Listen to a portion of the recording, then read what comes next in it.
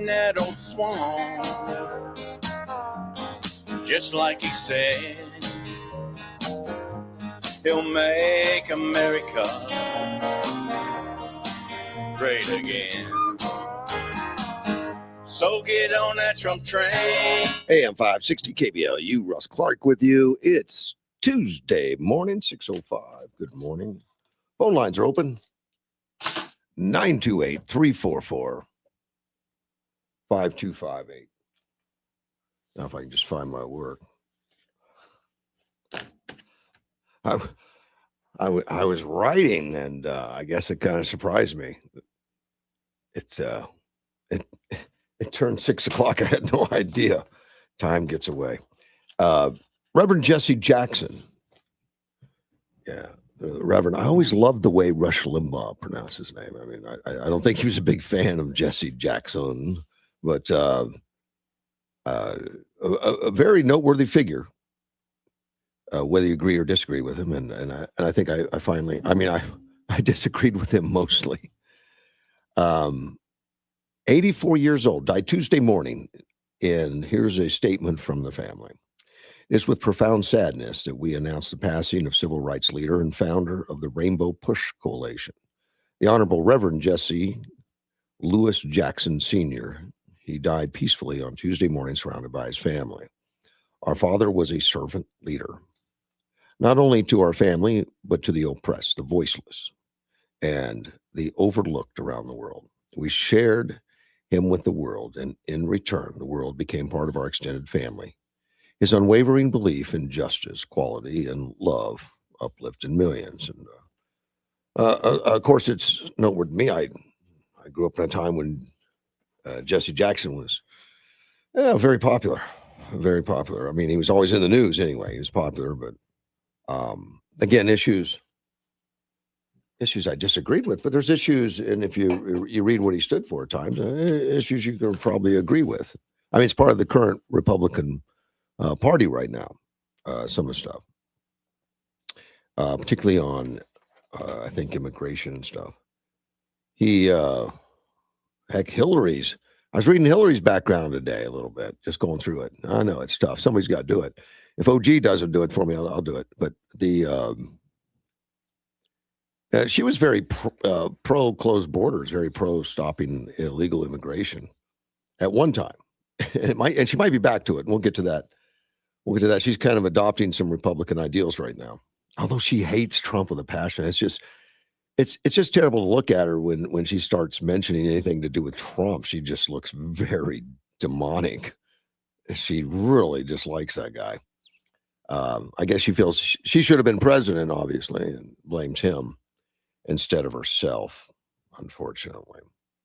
Jesse Jackson was diagnosed with Parkinson's disease in 2017. Didn't know that. He hasn't been in the spotlight a lot. And he had a palsy, a rare neurological disorder. And but he was still active. He was arrested twice in 2021. That's how you're active if you're a civil rights guy, I guess, or that's the history of it. Get arrested. Of course, it's not like today when, they get arrested for attacking officers, burning cars and stuff. And Jesse was more of a set-in guy. Schedule your arrest and schedule the lunch afterwards. It's a little more violent today, a lot more violent. And we had violence back then, riots, but it generally wasn't the group Jackson was with. And I don't think he ever really embraced it, although it did seem to follow some of that stuff. He was he earned a football scholarship at the University of Illinois. I never knew that. And transferred to North Carolina Agriculture Technical. Teenager, he was arrested at 18. That was his start off for a set-in at a segregated library. See, and he grew up where segregation was real. Racism was more real back then. He went to theological seminary. He studied at Chicago for that. Joined Dr. Reverend Martin Luther King in Selma, Alabama. Became a Christian Leadership Conference with King support. Led Operation Breadbasket in Chicago, which he King helped him with. And he was with King in Memphis in 1968 when King was assassinated. And then he founded the Rainbow Push Coalition after that. He got the Medal of Freedom from Bill Clinton in 2000. Let's see. He ran for president 3 times. I'd forgotten that. I mean, I knew he ran. I didn't know it was 84. No, only twice, 84 and 88. 84, he got 18% of the primary vote, and 88, he got 29. So, and that's saying something. I mean, 29% is good. I mean, it's not a winner, but people will remember you. You'll have some. You'll have some position after that. Never won a political campaign ever, but he was activist in politics for sure. In 2001, he publicly acknowledged that he had fathered a daughter out of wedlock and apologized for it. He was married 60 years to Jacqueline, and had children and all that, but we lost Jesse Jackson, unfortunately. Although I haven't heard much of him. I mean, Rush Limbaugh used to talk about him a lot back when he was doing a lot of things. Haven't seen that a lot. I saw a video this morning about a guy that was destroying kiosks at the Hong Kong airport. And a kiosk, that's where you go in and you can check in at the kiosk. You don't have to see people, which I normally use that. I'm a self-service guy. I go to the kiosk. I'll do those things. I don't necessarily go to I don't even go in banks. I just use the outside, drive through. I generally walk up, but I'll go drive through occasionally. I don't like doing it in the car, but I'll just get out and walk up and go, even if the bank's open. So at the airports, I generally go to the kiosk, punch in my own stuff, get everything taken care of, and then take my bags over to be checked. But apparently this guy had a problem with him in Hong Kong. And the picture is he's just knocking them down. I thought they were always bolted to the ground. I mean, I never tried to knock one down. But they looked like dominoes. He was pushing them. They were crashing all over. And people watching, nobody tried to intervene. And I was thinking, if I was there, would I intervene? No, probably not.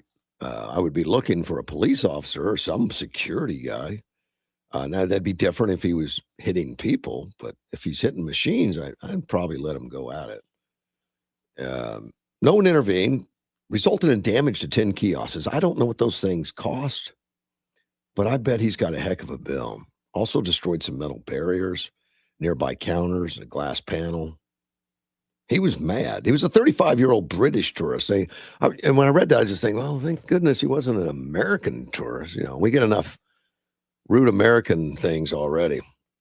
He was trying to buy a ticket, obviously, and it didn't work out well for him. So he decided to beat up artificial intelligence. Apparently. They don't really know. I don't think they interviewed him. Well, he was detained, and they searched him, and they found out he had some illegal drugs. Yeah, he had 4 Viagra pills without a prescription. So, I don't know where he was going. But, yeah, you needed a prescription.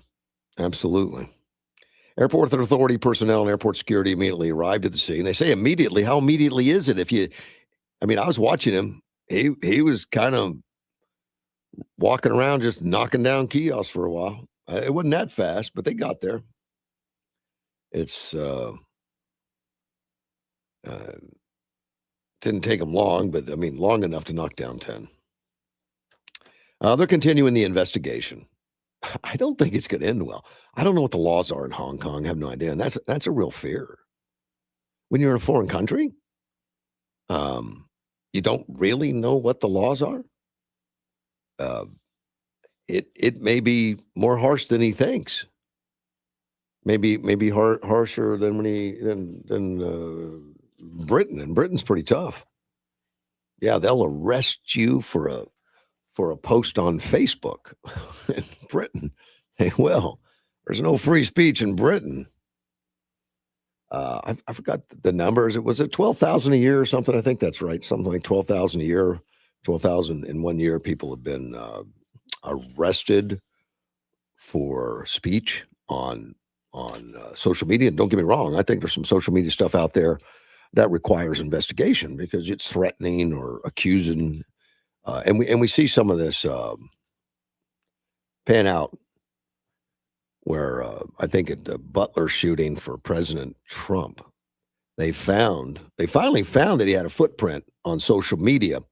They never found it initially. They said he didn't have one. He didn't have one. Well, he did have a footprint. It just wasn't in his name. He had been leaving post on someone else's uh, uh, footprint, somebody else's website. You know, it was a gun thing that he was posting on, and he was talking about violence. And he was talking about violence. Now that stuff definitely needs to be looked into. That kind of stuff. In fact, an Australian influencer just got looked into over something like that. Something like that. When you start posting things that are violent or things that you profess that you have an inkling to do some violence and hurt somebody. Well, I think that can manifest itself into an actual activity, as it did in Butler. It did. It did in Butler, and this young man ended up shooting President Trump, clipping him in the ear, killing another person, and seriously injuring others before he was taken out himself. Well, this gentleman, the influencer named Drew Pavlu, and he's an influencer, and I guess that means you get a certain amount of hits on your web pages. You get a certain amount of hits out there, and become an influencer. People listen to you. He, I guess, didn't like Billy English. Her comment about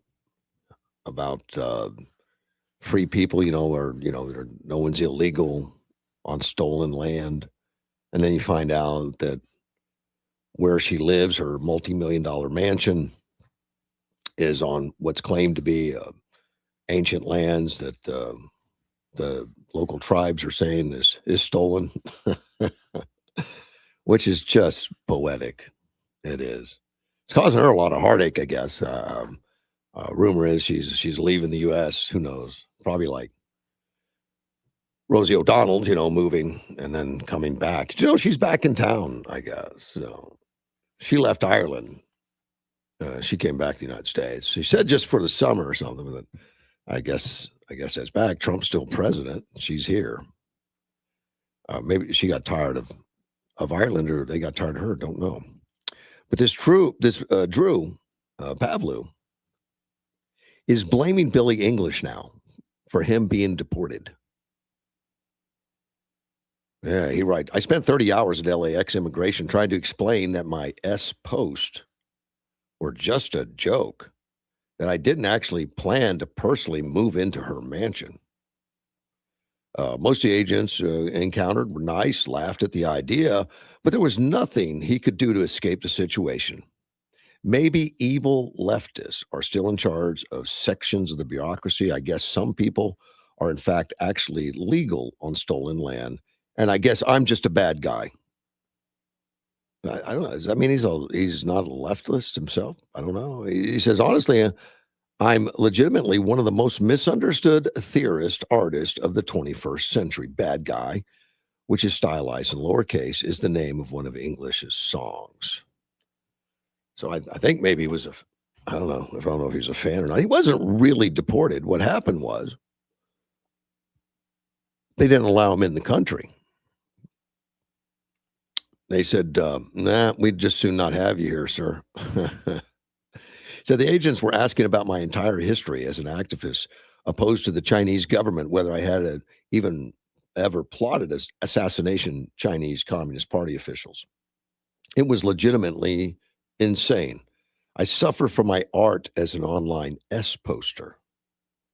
He claimed authorities asked if he planned to trespass on English's property and told him he should have applied for a business visa to appear on conservative media personality Steven Crowder's show in Texas later this week.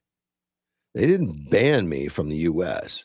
They said I have to apply with a different visa next time. He was denied entry because of a visa issue. Oh. Officials told me I was denied entry because of the Billy English post. Well, I'm glad someone's paying attention. Actually, I didn't read the post and what he wrote, but possibly he deserved a revolving door right then. Just turn around, buddy, move on. He said it was a tongue-in-cheek crowdfunding campaign early in the month to move into the singer's home since she believes no human is illegal on stolen land. He says it was innocent. Well, somebody noticed your post, so he got noticed. That's what he's trying to do. Let's take a phone call. You're on the air. Well, he got noticed. Yes, he did. Wait, what's going on there, Mr. Russ Clark? I'm trying to make it through the day. It's Tuesday already.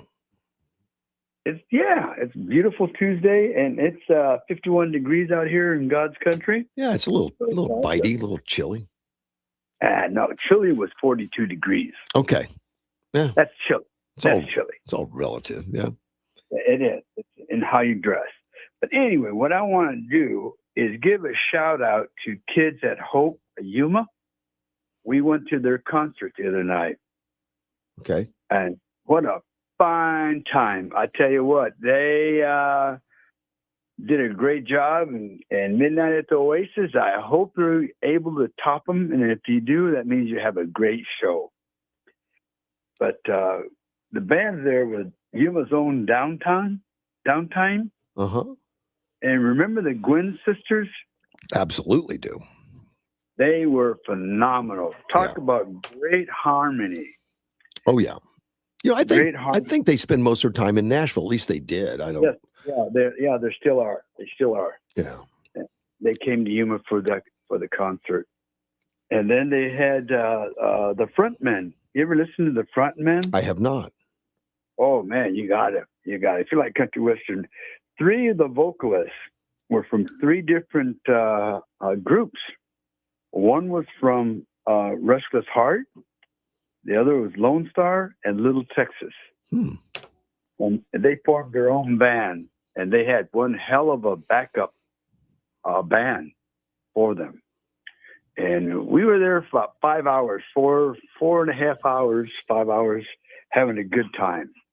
Wow. And yes, it got chilly. It got chilly, Willie. So did you have to stay past your bid time? Yeah, you know, that shot of Geritol kept me through the night. All right. We had Keep moving. We had a great time. A lot of people there. The venue was phenomenal. But first time I've been to Kids at Hope for Yuma, and they did a great job. Where was it? Was that at the Kokopah? No, Civic Center. Oh, the Civic Center. Okay. Right in center field. You know, the same place, the same location where they had all the deserts. Where they had the stage. It was in the same place, same location for Midnight at the Oasis type stuff. Right. Yeah. Okay. Exactly. All right. Great venue. So, yeah, I tell you what, they give Midnight at the Oasis some competition. Well, that's good. I mean, I like it. I like competition. Let's have you go to both of them and vote on which one was better. That's good. Me and Midnight at the Oasis. Yeah. I love it. Yeah, it's a favorite in Yuma for sure. Yeah, you can give me some tickets. I bet I could. Yeah. Aren't you still a caballero? Correct. Yeah, that means we don't get them for free though. No. Oh, caballeros pay to be a caballero, man. I know. And you were talking about Jesse Jackson just now. Correct. But Jesse Jackson first started out. He was for real. He was for real. Yeah. He was dedicated to the cause. But after a while, his ego got involved, and that's what happens to a lot of politicians. Call it what it was. He was a politician.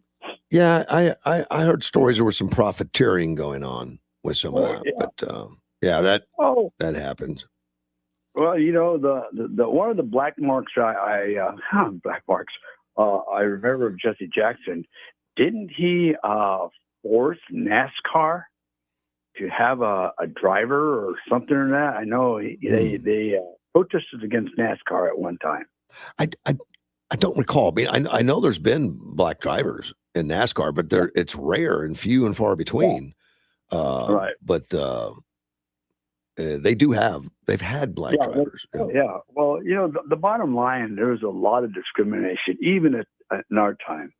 I was reading some stories the other day about a lot of our Latin servicemen coming back from World War II, same with the blacks, and some Japanese, of course, that they weren't allowed in certain restaurants still after they served their country. They weren't allowed in the restaurants. And that's part of Jesse Jackson when he first started. There was still those kind of things going on, even after we had a constitutional amendment, guaranteeing rights.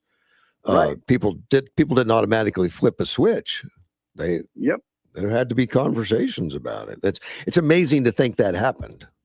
Well, but it did. When did that amendment come? 1865, 1864, I think. 64, yeah. But the fact that the people were taught to be racist, they were taught to hate back in those days. And I'm talking 1960s. I'm sorry, for the civil rights was 1960s. 1860s was the Civil War. Yeah. But when were the slaves freed? 65. Yeah. 1865. Yeah. They were free. They were free men. But how long did it take for them to actually be free? I mean, well, there was. You go to war for your country, and you come back to your country, and you can't go to certain restaurants. It didn't start out that way. Right after the war, the South had a lot of elected officials that were black and sent to Washington and stuff like that. And then the KKK came in, the Jim Crow laws and all that. And it really changed things. Yeah.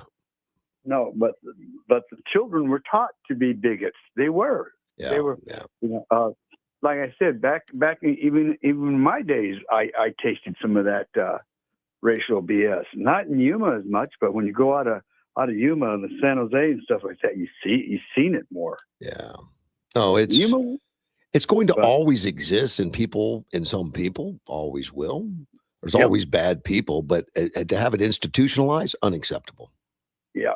But talking about Judge, now, the other day, God bless her, she was phenomenal. We're talking Olympics now. Okay. We had an American of color. And why they brought it out, she's the first black barrier to carry the U.S. American flag in the opening ceremonies. I doubt that. No, they said that. Yeah. Right. Well, no, I doubt that it's true, though. I mean, I don't doubt they said it, but we have every race in our Olympics. Particularly, it depends on. I mean, in the Winter Olympics, not as many blacks. But man, you talk about the Summer Olympics and the track and the field and all that. Yeah, lots of people. The news came out that Aaron Jackson, 33 years old, I believe, was the first black flag bearer to carry the U.S. flag in the opening ceremony. Wow, I'm surprised. I am. I would have thought that would have happened years ago. Now, why do you have to say black? I mean, I've never heard of the first Irish American carrying the flag. You get where I'm going with it? I think that's a great point. Yeah. I mean, who's ingesting racism? They continue it. I mean, it's a continuation. And again, it's taught. I mean, we were taught she was the first black U.S. flag bearer in the Winter opening ceremony. They're still doing it. I mean, I saw an American. I saw an American carrying the flag for the opening ceremony. Well, here's what I just read from the internet. because I typed it in. It says Rafford Johnson was the first Black American to carry the United States flags in an Olympic opening ceremony, performing the honor at the 1960 Rome Games. Yeah. Then these people on TV were wrong. Well, they're probably too young to remember the 1960, and they don't have they have a computer. They could have looked it up. Exactly. Maybe they meant the Winter Olympics. I don't know. And maybe this was summer. It doesn't say summer or winter, but maybe they meant the Winter Olympics. But I don't remember hearing the Winter Olympics. I remember hearing first black flag, hearing the U.S. flag on the opening ceremony of the Olympics. That's what I heard. And that's why I doubted it, because we have, all colors and races. I mean, when you watch the opening ceremonies, you see the Chinese delegations, 100% Chinese. You see all these delegations are always 100% one race, and then you get the Americans, and it's everybody. It's always everybody. Yeah, but just because they look like Chinese, they could have Japanese in there too. They could have different races. I have no idea that it looks all Asian. They all. Yeah, they look all Asian, right? You're absolutely right. Just like Germany, I bet you they have some French blood in their Olympics and all other nationalities or races. They have African Germans, people of African descent and stuff in Germany. I'm sure. World War II. Yeah, from World War II. It's not as common in some countries. Yep. But for them to say that, and I was just blown back. Yeah, that sounded, like I said, it sounded odd. It didn't sound right, and I didn't look it up beforehand. But I thought that can't even be true, because it's been so long, and there's so many people of every race. It can't be the first one just now. That would be ridiculous. Yeah. Like I said, I was floored, and I enjoyed the Olympics. I've never watched curling ever. I've never seen curling. Don't understand it. But I tell you, Carla and I was sitting down here watching the curling Olympics. Well, Helen and I have been watching it at her request. Normally I don't. And it's been very enjoyable, spending time with her, watching that and discussing it. So we've been watching a lot of ice skating, a lot of pairs. Yeah. A little bit downhill. Snowboarding too. Snowboard, yeah. But you know what? I don't like the ice skating. I mean, I turn the volume off and I enjoy it. Oh, turn off the volume. Okay. But some of that music that was on the ice skating, that was terrible. Yeah, some of it we liked, but some of it was not palatable. No. And our young Olympian, that he was posed to win the gold medal. Oh man, he really crashed. Yeah, he crashed. And you know what?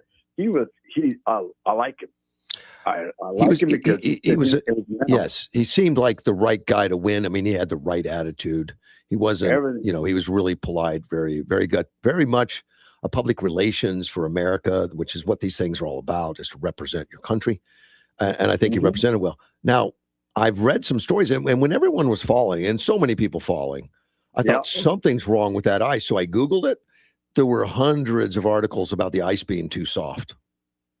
I don't know if it's true, but that there were articles speculating that it was too soft. And there were a lot of skaters complaining it was too soft, and they can't really hold on to it with their skates when it's soft, and they lose their footing. Well, he said it was mental. He had a mental, yes, he did. mental breakdown. He did. And to me, when someone says that, kudos. Hey, son, you got 4 years to come back and get that medal. His short program was phenomenal. Oh yeah. And anybody that goes up that high, spin around that much, and land and continue. And the backflip, which used to be illegal. They were legal, then they were illegal. Now they're back again. But yeah. And it was a black skater that did the first backflip. Is that right? I don't even know when that happened, but I remember it, and I remember them making it illegal. It's dangerous, man. I guess they don't want anybody hurt. Well, yeah. Wait a minute. Anybody that jumps up in the air, 2 feet, 3 feet, and spins around 4 times up in the air and lands on. And how thin are those skates? Yeah. They're athletes, and those guys practice every day forever. You know, they do. They're dedicated. The snowboarding, them people were awesome. Yeah. They're the ones that can get hurt up there. 20 feet. Oh gosh, yes. And I remember when that first came out, when the snowbirds first hit the slopes and stuff. And I did a little bit of skiing, not very much, but I did some skiing. But I remember the skiers, the traditional skiers, were just wanting to ban them. Thought they were terrible. They were bad for getting in people's way because they would not ski traditionally. And now they've taken it over, man. That's very popular, very popular. Well, the skiers didn't want that because it took away from them. They would rather watch the snowboarders than the skiers. No, I like watching both of them. I mean, how many of them are going to have problems with arthritis in their ankles? It can when they get older. It can be harmful. Remember, and it's dangerous. And look, Sonny Bono died. He hit a tree. Yeah. When he was skiing. So you got to stay away from the trees, Gilbert. Yeah. Anyway, that's what I thought I'd call you. The Caballeros, you guys got a challenge after last Saturday night. Yeah. Well, the best thing you guys can do is stop the wind from blowing. We're up for it. Man, the wind was terrible yesterday. It was horrible. Oh, yeah, it was terrible. Yeah, we were in town. We were in town twice. All right. I appreciate the call, my friend. You take care. Bye. Bye-bye. Mr. Gilbert. Yeah, I rode the bicycle yesterday to the gym. And that's the hardest I ever remember the wind blowing. I mean, it was causing me a concern on the bike. I slowed down, and I don't normally slow down.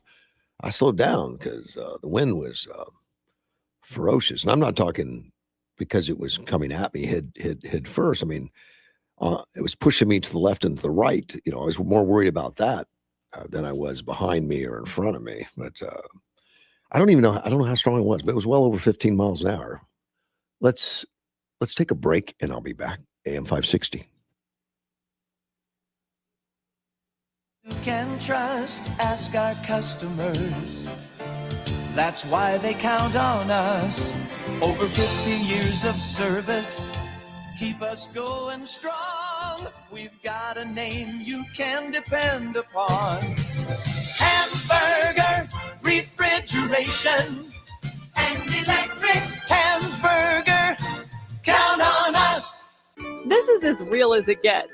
Get up, get kids up, feed the dog, feed the kids, out the door, work, pick up kids, dinner, bath, bed, repeat. You strive all day to make life better for them. So why not make life better for you? Get strive-free checking at Avenir Financial. No frills, no fuss, no monthly fee. Open a strive-free checking today at avenirfinancial.org. Certain restrictions apply. Federally insured by NCUA.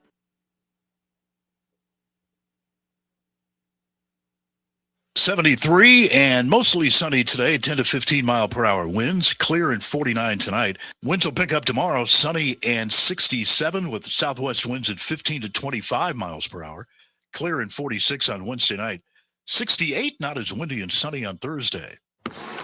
All right, do-it-yourselfer, you've got the idea, and you got your building supplies at Southwest Lumber. That's right. Now, all you need is a bunch of expensive tools to get the job done. Oh, that's right. And you know just the place to rent them. Southwest Lumber, your home for everything home improvement. Southwest Lumber has half-day to multiple-day rentals available on just about anything you need to finish the job. Rent equipment and tools on Saturday and Sunday, it's free. Stop in today at 1917 South Avenue B in Yuma. Southwest Lumber, ready for everything. Crime is already skyrocketing in 2026. Now, you may already own a firearm, but before you face the financial, the legal, the emotional weight of pulling that trigger, there is new technology, a smarter option. It's non-lethal, BYRNA.com. Berta makes less lethal launchers. It fires tear gas, pepper spray, kinetic rounds. It is designed to stop an attacker for up to 40 minutes. That gives you time to escape. That gives you time to get help without deadly consequences. Now, remember, it fires at 400 feet per second, and it has serious stopping power, enough to shut down a threat very fast without the legal, moral complexity of using lethal force. and every single launcher hand assembled in beautiful Fort Wayne, Indiana. Legal in all 50 states, no background check, and they'll ship it straight to your door. Just go to byrna.com today and find the right launcher for you and your family. That's byrna.com.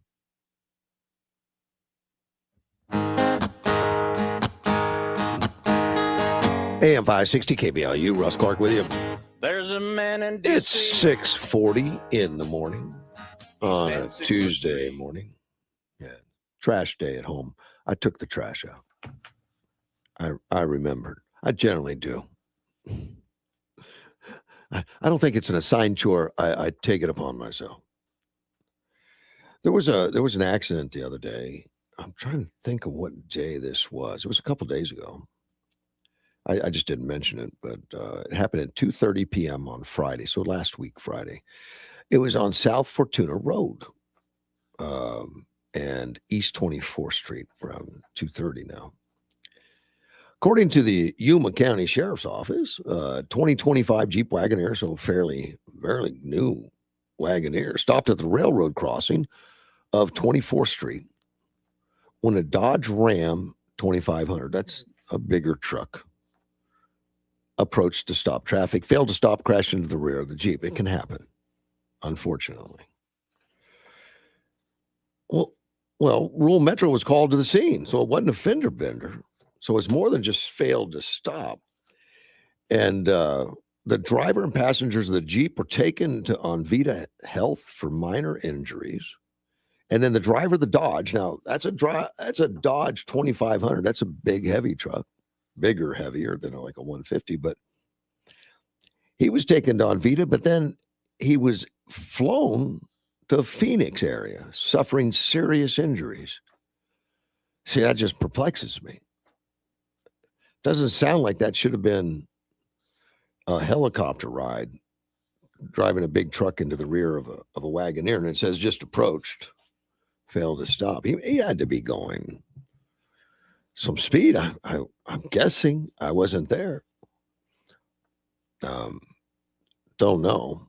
And then it wraps up the story and says, while neither speed nor impairment appear to be a factor in the crash. Then how do you get a helicopter ride? Unless he already had an injury or something, or it was, hit things funny. I have no idea. It doesn't seem like it'd be one. You see these cars that roll over and stuff, and people get out and walk out and they're fine. So you hit somebody in the rear at a traffic stop, not in the side, but in the rear, you would think that's where the cars crumple zones are, and that's where they're the safest, and they've got the airbags. I mean, I'm assuming the Dodge Ram had airbags. I don't know. It's a mystery to me how that could result in a helicopter ride. And speaking of helicopter rides, it's expensive. If you need an air flight out at Yuma, and it's not unusual, it happens. If you need one, it could be $100,000, but don't worry, your insurance will probably cover 80% of it. Okay, now that means you have to cover $20,000, and that's just one insurance I knew about that somebody had to pay. Well, my insurance covered it, but I still had a $20,000 copay. That can be as devastating as any injury right there. There is a way to have that never happen. And I had a friend, Nancy. Nancy was selling this air ambulance insurance. And I'm a senior citizen. And for me, I had 5 years of coverage for me and anybody that lived in my household. And at the time, my household was my daughter's house. So for me and anybody that lived in my household, it was like $200-300 for 5 years. Less than $100 a year. So I bought it because Nancy's a friend, and I didn't think I'd ever need such a thing. Well, 3 years ago, my daughter gave birth to my grandson, Grayson, whom I am nicknamed Grayskull. But anyway, because I liked Grayskull, the cartoons. she had a rough pregnancy, with gallbladder problems and then other issues that cropped up because of that. And they had to helicopter her to Phoenix. And I had forgotten all about buying the policy. I really didn't think much about it. I bought it and stuck it in the box. And my daughter's the one that mentioned it to me. And she says, Dad, didn't you buy a policy for us? I'm like, oh my gosh, that's right. I guess I'll go find that. We never got a bill. We never got a bill for that. Now, it's nothing in a million years I thought would happen, but I read about it all the time from traffic accidents or other incidences that result in a helicopter ride to Phoenix. And I know what they cost. I mean, these are expensive machines to operate, and they're loaded with professionals. The EMP, the emergency medical people, as well as the pilots and all that kind of stuff. It's an expensive ordeal. I didn't pay a dime. So yes, I currently have that insurance policy right now. Still, it's not called insurance. I don't know really what they call it because it's not insurance. You're part of the program somehow, but you get a free ride. But I highly recommend that. And just reading this article again, where this gentleman had to take a helicopter ride to Phoenix. Well, if you don't have insurance, that's $100,000 bill, or it could be more, it could be a little less, but depending on what it is, it's going to be $100,000, pretty close. And you see him take off from the hospital all the time. I live near the hospital, so man, I see them helicopters up and down all day long. So it's a great policy to have. In fact, I had them come to my office, my work, and made sure that my employees had that opportunity. I think they all took them up on it. All of them did. And I did it as a payroll deduction or something, so they didn't have to write a check. I took it out of their check over a period of time because I really want my employees to have that insurance. It's not insurance. I call it that, but it's not the technical term. See, a historic town is having a problem. Now, it's a historic town that has a lot of tourists. It's in the United Kingdom. It's not here. It's in the United Kingdom. The Cotswold in the United Kingdom, it's noted for its rolling hills and villages and historic mountains. And the Civic Society, and it's Tewkesbury Civic Society, wants to make some changes. So they started this plan called Rid Tewkesbury of Bin Blight. And bin is the trash cans. They call them bins, I guess, in England. They started that back in June. Well, now it recommended that permanent trash cans be removed from the streets after collection, according to a committee meeting's notes. So they had a committee. They met. They made some notes, said we need to get rid of the bins because the tourists complain. Because they're taking pictures of the scenic views and they got rubbish cans in the front of the building. So on February 10th, they submitted a 6-month pilot program to a gradual approach. They made it a conservation area, and that it was degraded by domestic and increasingly commercial bins, and it was hurting the economy. Maybe. I don't know. Maybe some people said, well, I'm never coming here again because you have a trash can. I have no idea. But they think they were sure was affecting property values, investments, businesses, and tourism. Look, we have homeless people in tents that poop on the streets, and we don't do enough. These people are taking care of they don't want the garbage bins out in front of the building. So they've got fines now. Persistent offenders, more than $100. You leave your bins out too long. I just told you I took the trash out today. But if I don't remember to take it back to the house, I don't get a $100 fine. They would. I guess that's up to the community. It's up to the people that you put into power. Again, that's why voting makes a big difference on who's running your communities. If you think that's a good policy, then you did well. If you don't, then you put the wrong people there.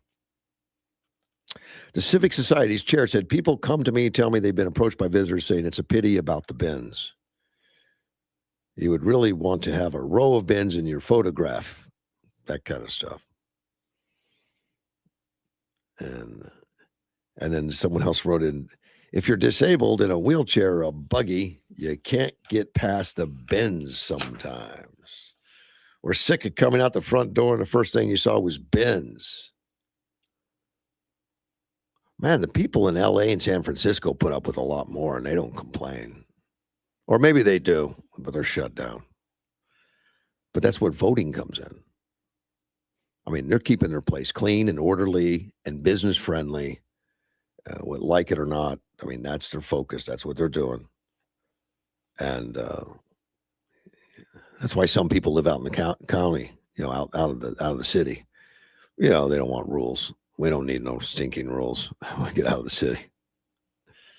So they're getting rid of them. I think it's all fair. It's how societies work.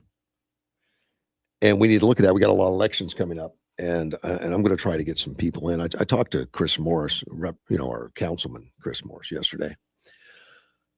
He's not up for re-election right now, but he's recommended I do some more interviews. Years ago, I was more active in doing that, and I would bring all the candidates in at one show and do like not really a debate, but something similar where I ask a lot of questions, similar questions, all of them. A lot of fun, a lot of good, and he remembers it and he gets it out a lot, and a lot of times these debates and things like that, they're held in a location, not necessarily out there to be heard by everybody, and you don't get a chance. And I think it's so important on who we vote for and that we get the people that you want to get the programs in that you want to get. We need more information. So Chris was right. And I told Chris, I'm gonna do a show that's taped for Friday because I'm gonna be out. Yeah, I've got to have some minor surgery on Friday morning. So I'm going to have Chris Morris in and tape a show with him talking about some of the politics that's going on in the city, as well as the ideas for doing a little get together with some of the candidates, which I need to start right away. I'll start it today, probably contacting some people and getting that set up. So I'm going to tape the entire Friday. Yeah, I'm having a pacemaker put in. I'll tell you all about it on Monday. How happy I am about it. I'm not happy about it, by the way. I tried to get second opinions to tell me I didn't need one. And if I could find the right doctor, well, that would be wrong. I can't. I mean, I got to take what's real. Let me see. I have another doctor's appointment tomorrow to have a second opinion or a third opinion, but I think I think I could even cancel that because I think I've already decided that I'm going to go through with it. That there's been enough evidence to tell me that pacemaker. A pacemaker, and for those that don't know, I mean, we all know what a pacemaker is. It's supposed to help the heart, and I knew that. I didn't really understand exactly what its limitations are, what it does and what it doesn't do. And actually, a pacemaker could sit there and do nothing for 10 years. It doesn't have to do anything. It just monitors your beat. And quite often, not always, but quite often, it's for people that have too low of a heart rate, which is what I'm actually experiencing, is a lower heart rate at times.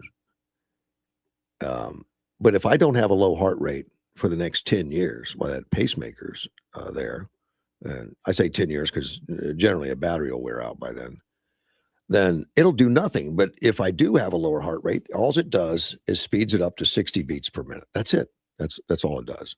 Now, there's more complex pacemakers. I'll tell you about those. But let me take a phone call. You're on the air. Hey, good morning, Russ. How are we doing? We're doing well. Good morning, man.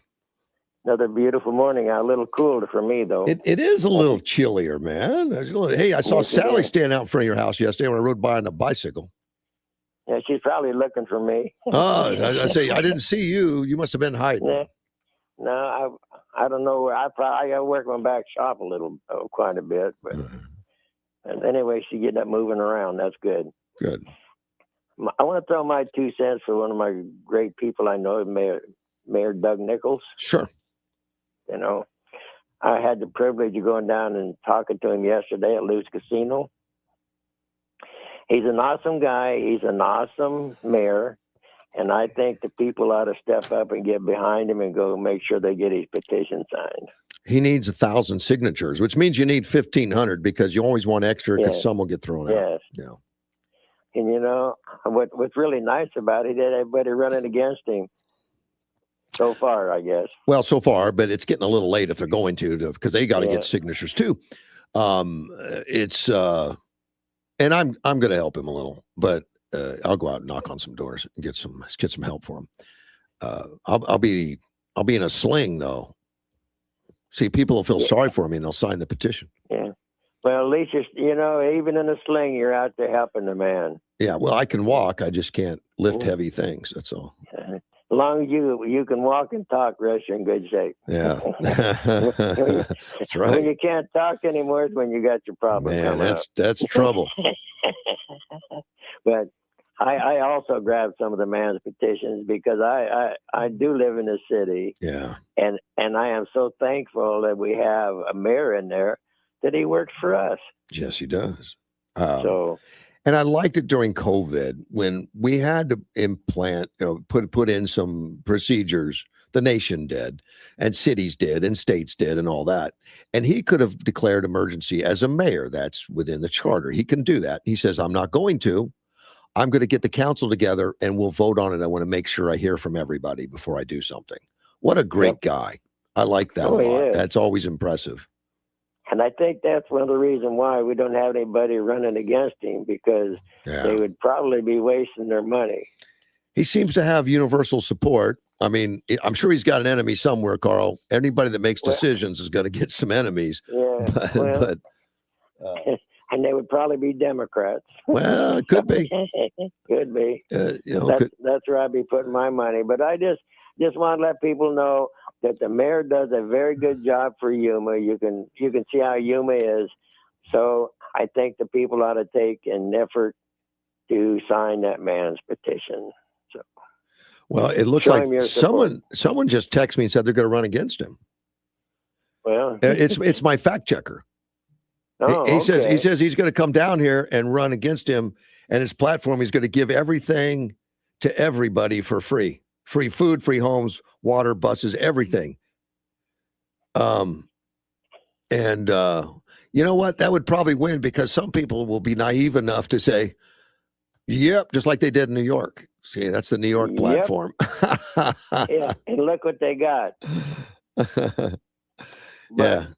Now he's asked me to give my credit card number to him. See, and that's also like New York. Mandani, he started asking for money when he said he wasn't going to. Yeah. So I think Edward is following the Mandani style of politics. Yep. I hope it doesn't work here. But Edward, he's a very good person. I would have to say it. I don't really know the man personally. Yeah. But he's a very intelligent person. Yeah, he's a good guy, but a troublemaker. Don't kid yourself. Well, you probably caused him when he gets into trouble. Yeah, blame it on me. Go ahead. No, well, if you can blame it on somebody, do it. But if you can't, step up and take it. But Edward does a good job. Yeah, yeah. I'm fortunate to have him as a fact checker. I mean, not a lot of people put up with me, and I think he likes catching me when I'm wrong at times. Unless it's too much, then he gets frustrated, like I'm not paying attention. Yeah. But he also, before I go, he has some awesome children too. He raised these children right. So that's hard to do. The more successful you are, believe it or not, but it's harder to do. And we all know here locally successful people whose children just didn't turn out like the parents wanted. That's true. And he's fully aware. And I think he's paid attention to that from day one. And I think it's going to pay off for him. I do. That's good. Time's coming up, Russ. Yeah. All right, buddy. You, Mr. Edwards, you have a good day. You too, Russ. Take care, sir. Bye-bye. That's because I'm out of time. This is News Talk 560 KBLU, Yuma.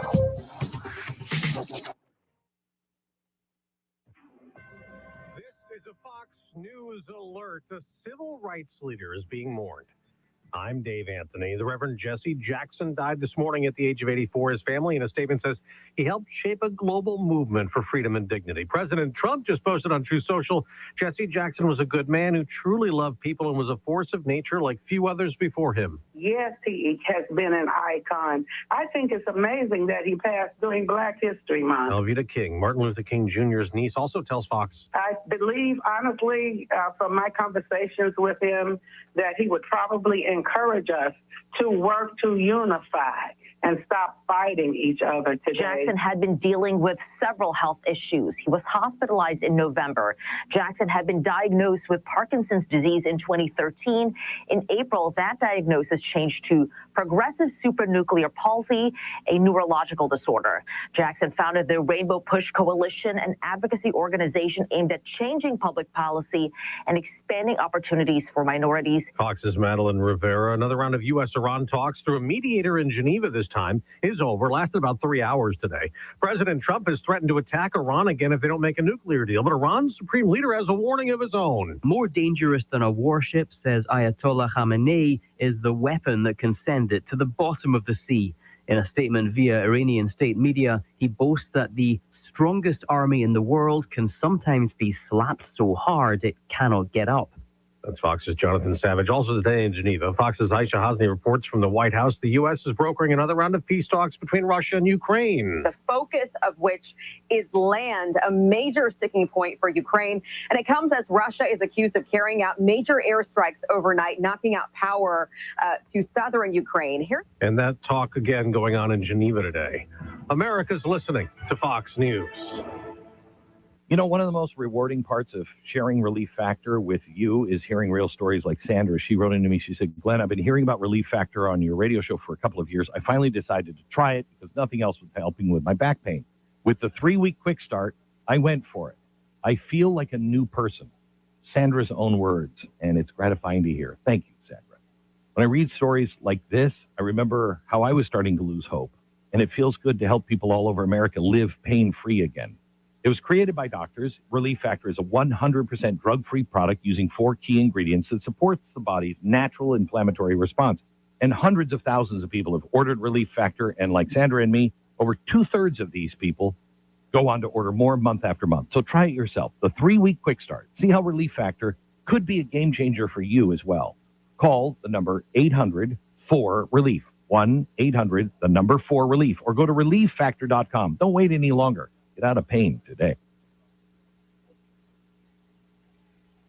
Listen to KBLU from 8 to 9 every Monday morning to Life, Death, and the Law. Sean Garner and Adam Hansen discuss estate planning options. Learn how you can plan your estate using a will or trust to protect your family and secure your legacy. That's Life, Death, and the Law every Monday, 8 to 9 a.m. on 560 KBLU. All right, do-it-yourselfer, you've got the idea, and you got your building supplies at Southwest Lumber. That's right. Now, all you need is a bunch of expensive tools to get the job done. Oh, that's right. And you know just the place to rent them. Southwest Lumber, your home for everything home improvement. Southwest Lumber has half-day to multiple-day rentals available on just about anything you need to finish the job. Rent equipment and tools on Saturday and Sunday. It's free. Stop in today at 1917 South Avenue B in Yuma. Southwest Lumber, ready for everything.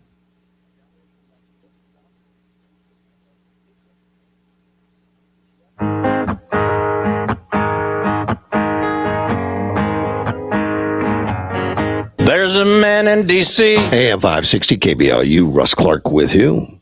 It is 7:04 on a beautiful Tuesday morning. Phone lines are open, 928-344-5258. Yeah, I was talking about pacemakers earlier, that I'm getting one on Friday. Yeah, not that I want one, but I'm going to get one. Put that in. And mine has a single wire, and it's just in case my heart rate's too low. That's not my only problem. I've got AFib. Then they're going to work on the fast heart rate. I got a slow heart rate and a fast heart rate. I was in the gym on yesterday, and at times while I'm working out, my heart rate went down to 35 while I'm working out. Or it can shoot up to 180. and it's all over the place. So there's some things going on there that they feel very confident they can correct. And starts with a pacemaker, and then 2 weeks later we go in for what they call an ablation. Let's take a phone call. You're on the air. Mr. Russ, Good I'm mor- calling to declare my candidacy. Well, it's a little late, and I don't think you're a resident of the state. Details, Russ, details. Okay, yeah, we can work on it. Let's look at the platform. Okay. Can Doug offer everyone free for everything?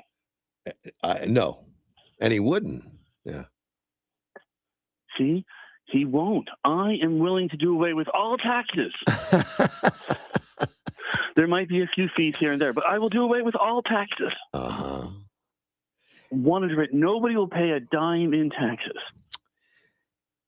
That's probably appealing to some people.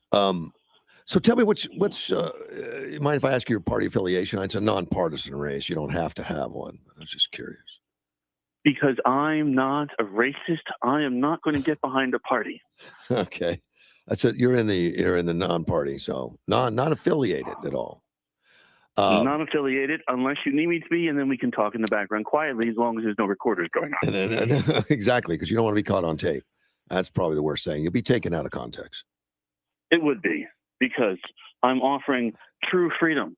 Because, I believe in the communistic, socialistic concept that everyone should have the exact same thing, as long as I'm not included in everyone. I think you're running for the sarcasm party. I think it's a sarcasm party. You're in there. Unfortunately, the things you're telling me are true because we have politicians that run just like that. But here's my theory. My theory is you can actually give them none of what you're offering. Okay, come on. We heard from Biden. This is called a political, and it was just you and I talking. So this is just a political statement for people to get convinced that I'm going to offer these things, and then I'm going to blame Trump. So that works. Actually, you're differentiating the political promises from the actual engagement once you're in office. That's a harsher way of putting it. Okay. What I'm saying is that in order to get people to vote for me, I'm going to mention a few things that sound fabulous. And then I'll create a blurb and cribbing that will take between 20 and 25 years to come up with a way to actually institute the programs. And you can blame Trump for anything that comes slow. Exactly. Which is very convenient. Very convenient. Isn't it? I mean, it's beautiful. And then after he leaves office, because I have to run for re-election, of course, and we've banned all the other parties and we called everybody who bad names, I can then blame somebody else. Yeah. It seems to work for all too often and for many people. So I guess you're on the right track for winning an election if you have a lack of morals, maybe, or conviction. That morals, to get in the way of things. Let's ask a more important question. Where was Doug born? Do we have a birth certificate? Not that I know of. And I've never personally seen it. Yeah. All right. So he's not willing to do away with taxes. Yeah. He's not going to give away everything for free. He's probably anti-immigration,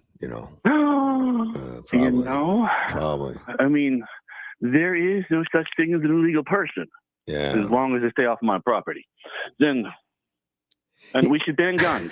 I'm going to ban guns for everyone that doesn't see my point of view. And you're okay for like security though. Well, yes, because you could keep the crazy people away from me. I mean, so I just want to say that. So, are you anti-ICE at the same time? You're anti-ICE? No, I like my cocktails cold. Okay, I was talking about the immigration ICE. I'm going to give you a Camilla Harris answer. Camilla Harris answer. I'm going to say ICE. It starts with 3 letters. I, C, and E. Does a job for things that I really don't understand. Yeah. And it's a great day in the sunshine when you have a cup of ice and iced tea. I think you're ready for a debate. Actually, I'm ready to take him on. I think you are. I mean, AOC's been out there doing a bang up job, as well as the governor of New York. They're looking wonderful on the world stage. I think you'll be right alongside those two. Edward for mayor. Okay. Never pay another dime in taxes. Fees may apply. All right. your life better. We'll get some banners. All right. We'll get some banners made. Take care. Perfect. All right, Cheers. man. Bye-bye. That's Edward for mayor. Never pay another tax ever. Looks like Doug's got some real competition. Of course, I don't think he's really a citizen of Arizona, let alone Yuma. The pacemakers. I'm getting a simple one. I guess I kind of knew this. I didn't. There's pacemakers out there that have defibrillators in them. You see the kind when people yell clear, put the paddles on your chest and give you a shock to restart your heart. They can do that. I'm not kidding that. I don't need that. But they can do that with a pacemaker, which doesn't sound real because it takes a lot of power. Well, if they put the lead inside the heart, it doesn't take as much power. They can do it for a lot less. So I'm not getting that one. That's good. I wouldn't want to have that one. That's like a bomb in your chest. It could go off any times. Wonders of science. And I had a listener saying, I thought your heart was beating too fast. That's true. It is. When it's not beating too slow. So and I didn't know I had a slow heart rate problem until I went in with a cardiologist, Dr. Song, to schedule for an ablation, which will treat the AFib, which has too many electrical impulses and makes my heart too fast. And that's when he told me about, well, before we do the surgery, we need to put you in a pacemaker because your slow heart rate could be a real problem after the ablation. I had no idea. Yeah, that was a shocker. I was ready for the ablation. So the ablation is going to happen the 1st of next month.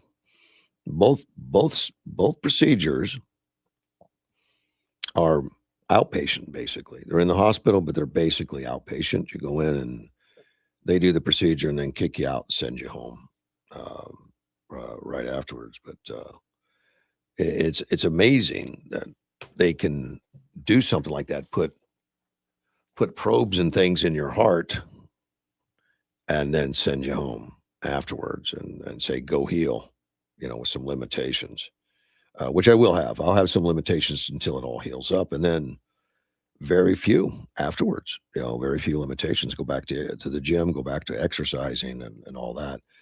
Some limitations like no extreme sports. I can't run a marathon, which I hadn't planned anyway. So I'm good with that. But exercise will continue and all of that. So all good news. Don't think for a minute I'm not nervous about it. I'm not looking forward to it.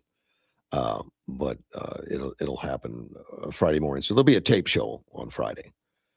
And I think I'll have Gene Dalby. We're going to talk a little bit about some bicycles and roads and stuff like that. And Chris Morris for sure. Derek Egerberg will be on, and we'll tape those within the next day or two, and get those out there, so that I can take off. They won't let me do it from the hospital. I didn't check. I just assumed that while they're prepping me for surgery, they won't let me on the phone or let me on the mic. I'm assuming. Could be wrong, but I don't think I'd be in the right frame of mind anyway. Probably not. I'm going to talk about, there's an article that was put out about yesterday. Yesterday was a holiday. It was President's Day. I never once mentioned it on the air yesterday when I was in here. I didn't mention President's Day, but it certainly was. And a lot of people off work, a lot of people didn't go in. Of course, I was here. And I had Greg Wilkinson in. I had Bill. And then Gene Dalby. Okay, Gene Dalby. I had 3 people in here. ICE was working yesterday. Read an article on it this morning that they work through the holiday. And they get a lot of press. ICE gets a lot of press. I don't think they get a lot of good press.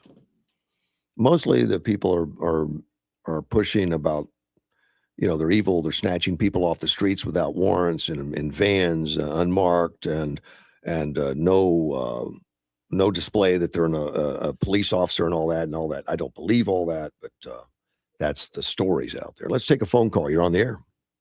Well, good morning. Good morning, sir. Yesterday was no call Monday. At least you're taking calls today. I hope you're having a great day. I am having a great day.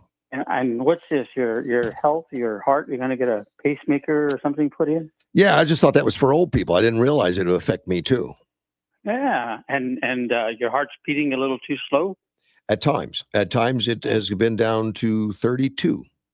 Well, I was listening to your show this morning, and I'm going to ask you a question. Sure. What the hell are you doing on a bicycle going to the gym if your heart is barely beating? Well, it's recommended by my doctors and cardiologists that I continue that. So you trek that 4-mile journey to your gym, or 5 miles, or whatever it is, and correct, by yourself, and if something happens. Well, Okay. correct, absolutely, and that's all been checked out with my cardiologist and all, and I'm fine. I've never had an incidence of fainting or anything, and people know where I'm at. I'm trackable. In fact, if I do feel, or I'm watching gauge, I have a heart monitor that I just do myself, and I monitor it, and I make sure it doesn't get to the highs, not too high, not too low, and if it is a little low, I get someone on the phone and talk to them while I'm riding the bike. And say, hey, man, my heart rate is a little low. And then it just goes away. Here's my coordinates, and then come get me, save me. they know where I'm at. Well, if I felt uncomfortable or dizzy or something, I would definitely stop. But Okay. I never have. I've never felt that dizzy. I felt dizzy at times a little bit, and that's from some medication. I take some blood thinners. But Gotcha. I just never have had that. But I'm still cautious. I let people know exactly where I'm at all the time. Well, good. That's good. Yeah. By the way, next week, I guess, is Republican or Yuma County Republican Party meeting, correct? Right. What guests are going to be there?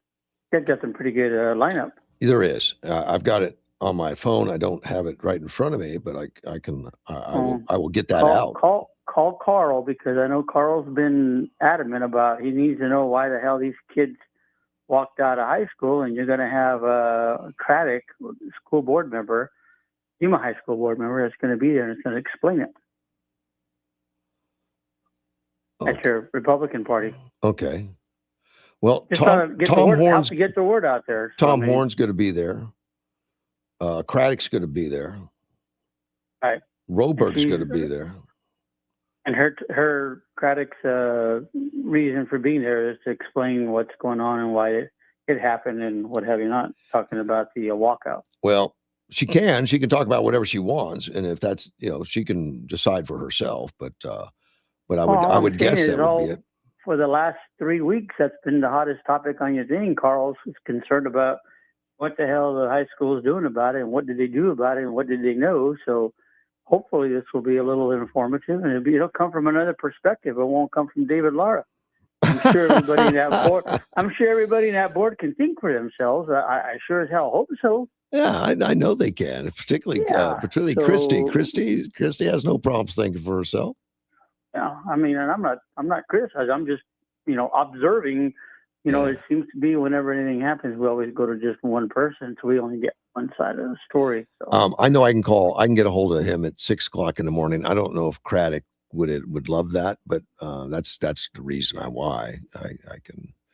I'm not saying you. I'm just saying most people. I'm not thinking. But anyways, Carl, I'm sure Carl goes anyway, so he'll be in for a night of surprises that night. Mm-hmm. So hopefully he'll answer questions for him. Yeah. Oh, and I guess it does list anti-ICE protest on the banner there that she's going to be speaking directly to it. So yes, you're right. That is her subject matter.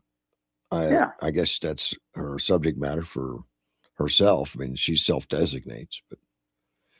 Well, I sure as hell hope that everybody that sits on the board has a self-designate, because we sure don't want 5 people.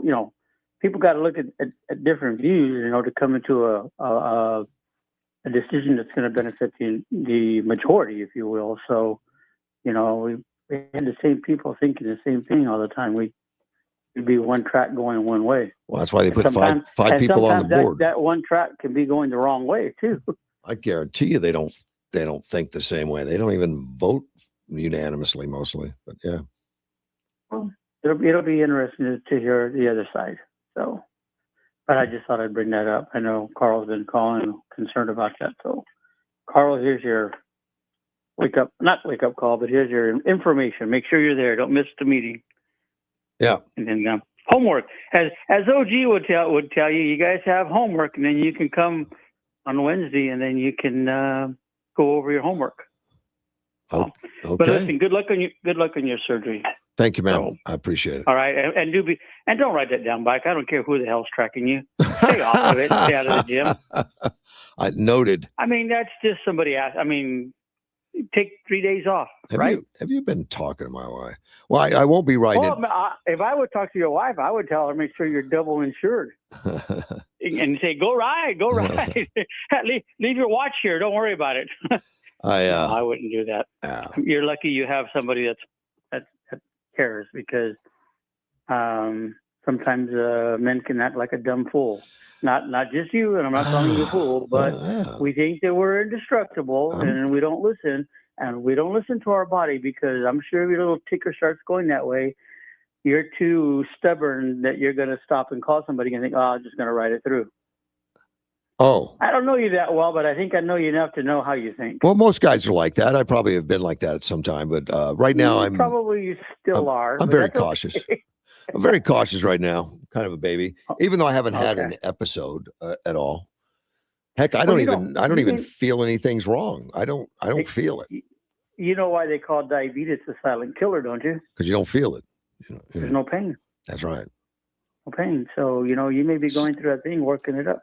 Same with high blood pressure. Exactly right. Yeah. Oh. Thank you, man. All right. Well, good luck on your surgery. All right. Bye-bye. You probably won't have no call Wednesday. I'm on tomorrow. Yeah. Anyways, good luck on your surgery. Okay. Thank you, sir. I hope you come out good. Bye. Bye. Yeah, he makes a good point. Yeah, I'm not going to be on that bike. Gosh, for probably 2-3 months after the surgeries. I mean, I'm going to have to heal up completely before that happens, and then I can go crazy. Right now, I'm limited. I watch it. I watch the heart rate. I don't feel the heart rate. When I have AFib and that heart rate goes to 180 or 190, I don't feel it at all. As far as I'm concerned, it's a little elevated, maybe 120, 125. No, it could be 200. And that's the danger of the AFib. And that's why I wear a heart monitor and I watch it very closely, because I don't want to have that issue of having a very rapid heartbeat. And I keep hearing that people with AFib have to go to the emergency room, because everyone's different, and some people will feel something, maybe pain, maybe anxiousness or dizzy. I don't know. I felt none of it. With the day that my cardiologist told me I had it, I didn't know what she was talking about. I had no idea. But it's electronic mishap, so they generally have very good success with rectifying that and basically kill some of the skin, some of the cells on the inside of the heart, on the inside of the wall. They have to get inside and deaden some of those cells that are creating the electrical currents that are confusing the beat. And pretty advanced stuff. Cardiologist showed me pictures of inside of some of his patients' hearts and what it looked like when it fires those electrical pulses just all over the place. And that causes the heart to kind of vibrate. That's what instead of beating, the upper chamber will vibrate and stuff. And it's long-term not good for you. Although I know people have had AFib for 20, 30 years and have had it. And there is no cure. The procedures I go through will potentially stop it, but it doesn't mean that I'm out of the woods completely, because it may turn back up in 5 or 10 years, which just needs to be looked at again, whatever. But you're more susceptible, which means I just need to pay attention to diet, exercise, and sleep and stuff like that, which we all should have been doing anyway. We should have been paying attention to all of it. Obviously, a lot of us work long hours. We don't sleep as much as we need to, or maybe engage in a little bit too much alcohol or stuff like that. And with the propensity of AFib, you stay away from it, which is nice. I mean, I guess it's nice that there's something you can do that's going to help you in not having that problem. I started to talk about ICE. They worked this weekend. Federal and immigration operations, they continued all over the country, even with this. And Tricia McLaughlin put out this article and talked about some of the criminals. I'm going to go through them and through some of the stuff they did just this weekend after the phone call. You're on the air. I'm back, Russ. Okay. Well, for Mr. Gill, the problem is not the protesting. It's when they vandalize property is when the rules of engagement change.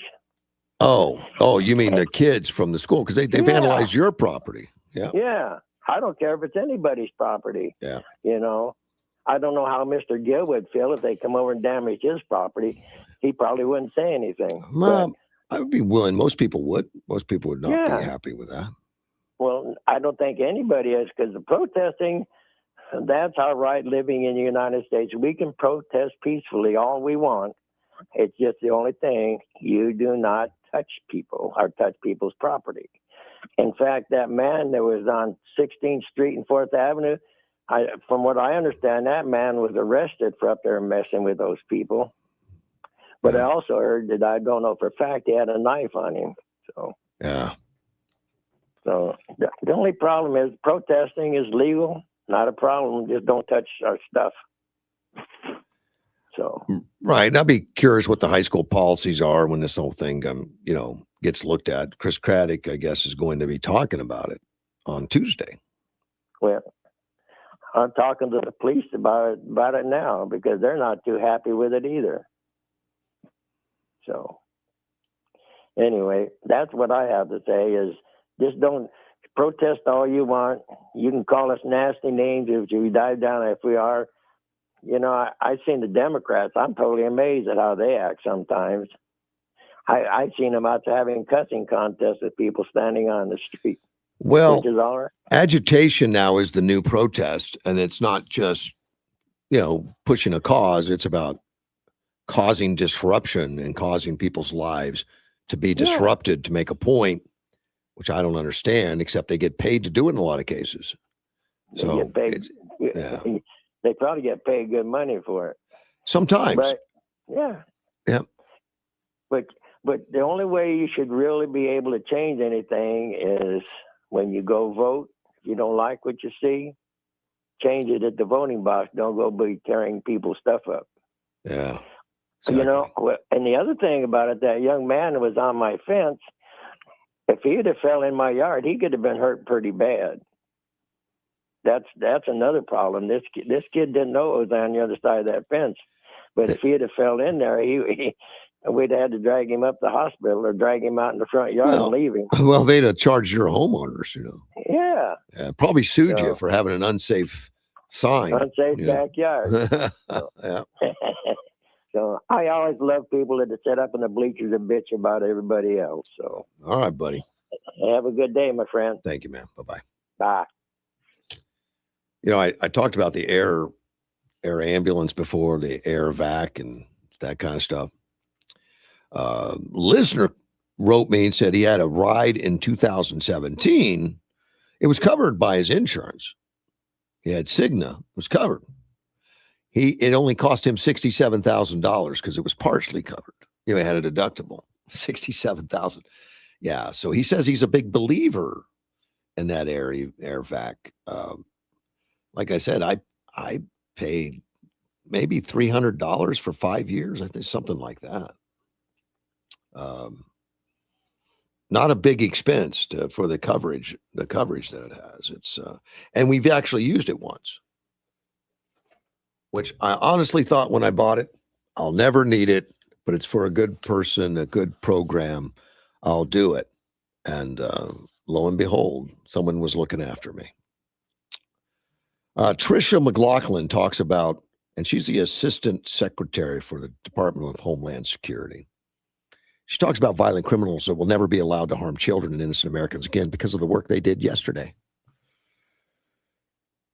And She said they took in, amongst many people, they highlighted 14 that had possession of child pornography, domestic assault, assault with deadly weapons, stalking, drug trafficking, some of the worst. Just on President Day's weekend, over the weekend. Child grooming, sex, lewd acts with minors.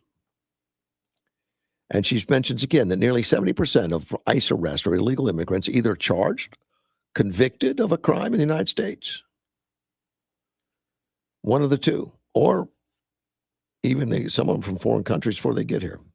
Said nothing will stop law enforcement from removing them from American communities. Now, over this weekend, it didn't change. A lot of us took days off yesterday for President's Day, and a lot of things were closed, not ICE. See, he listed one Efren Guzman Lopez, originally from Guatemala, picked up in Texas following a conviction for indecency with child sexual contact, child grooming. Another criminal illegal alien convicted of sex offenses with a child, specifically lewd or lascivious acts with a child under 14, was picked up in California, originally from Mexico, Javier Milan Salgado.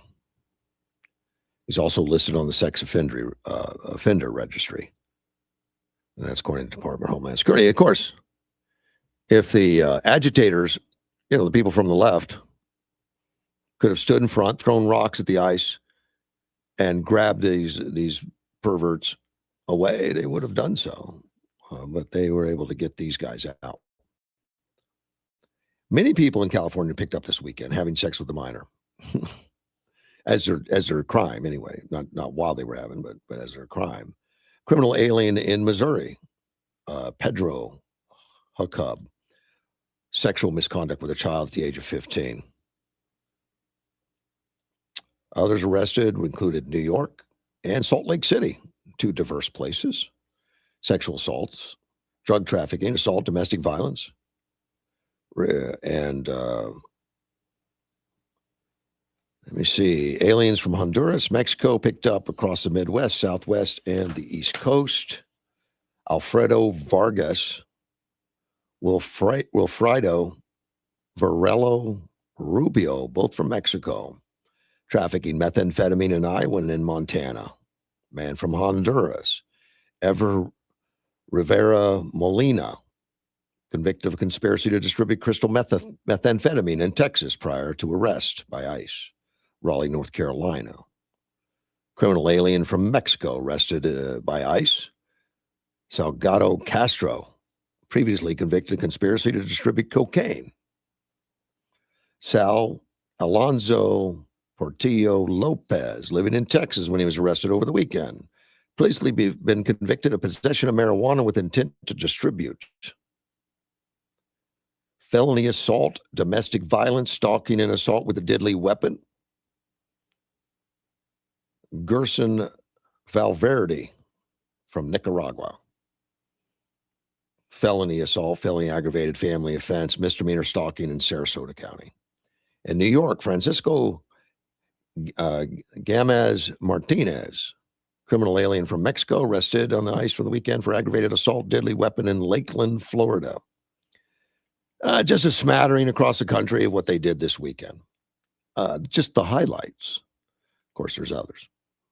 And if you want to look it up for yourself and you're wondering what's going on out there and who is ICE really arresting, they have a website. I like that. I mean, this is one of the more transparent administrations. They're not hiding anything. They're going to put it out there. There's a website, wow.dhs.gov. I went there and looked.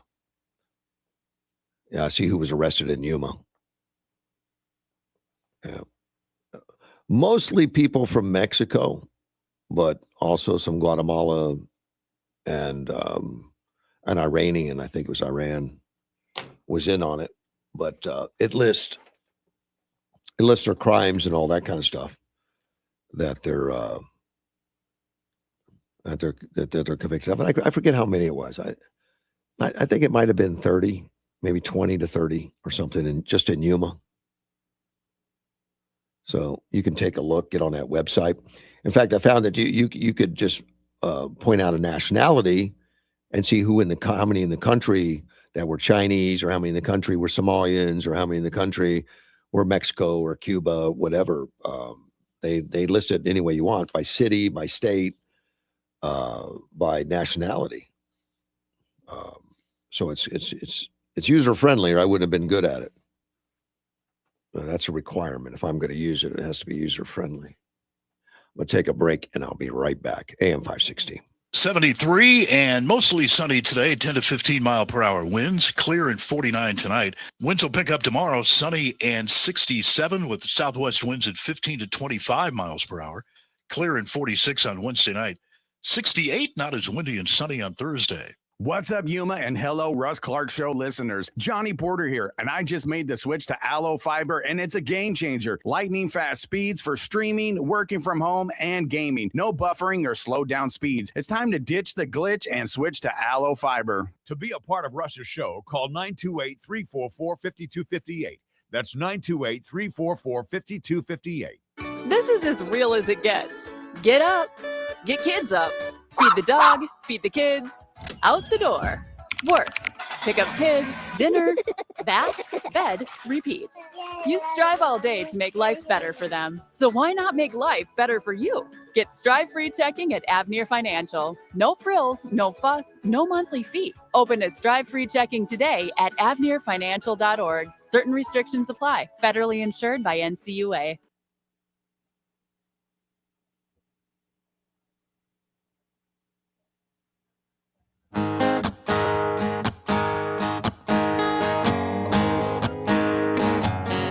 There's a man in D.C. He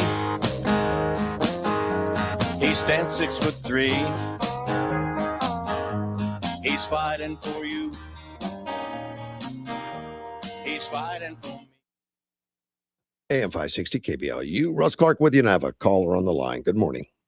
I had to call you up because I was listening to you about you and your bicycle and exercises and stuff. Uh-huh. Well, that's an electric bike.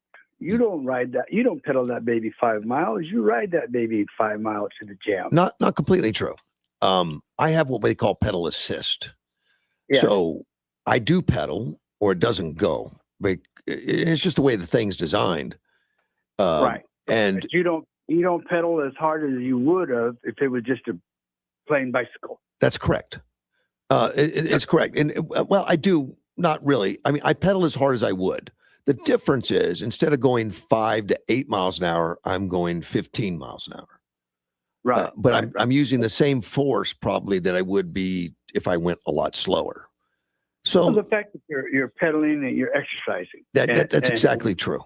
That's exactly true. And I called for some humor. Okay, that's fine. The humor is the good Lord. I want to thank the good Lord for making it rain yesterday. Because when he made it rain, he allows my weeds in the backyard to grow again. So now I got to go out there and get physical by cutting them down. Now, see, there you go with the exercise. That's good for you. Yes. So See what the Lord does for me? See, it's keeping you young, buddy. It's keeping me young. My other humor for today is Chuck Schumer.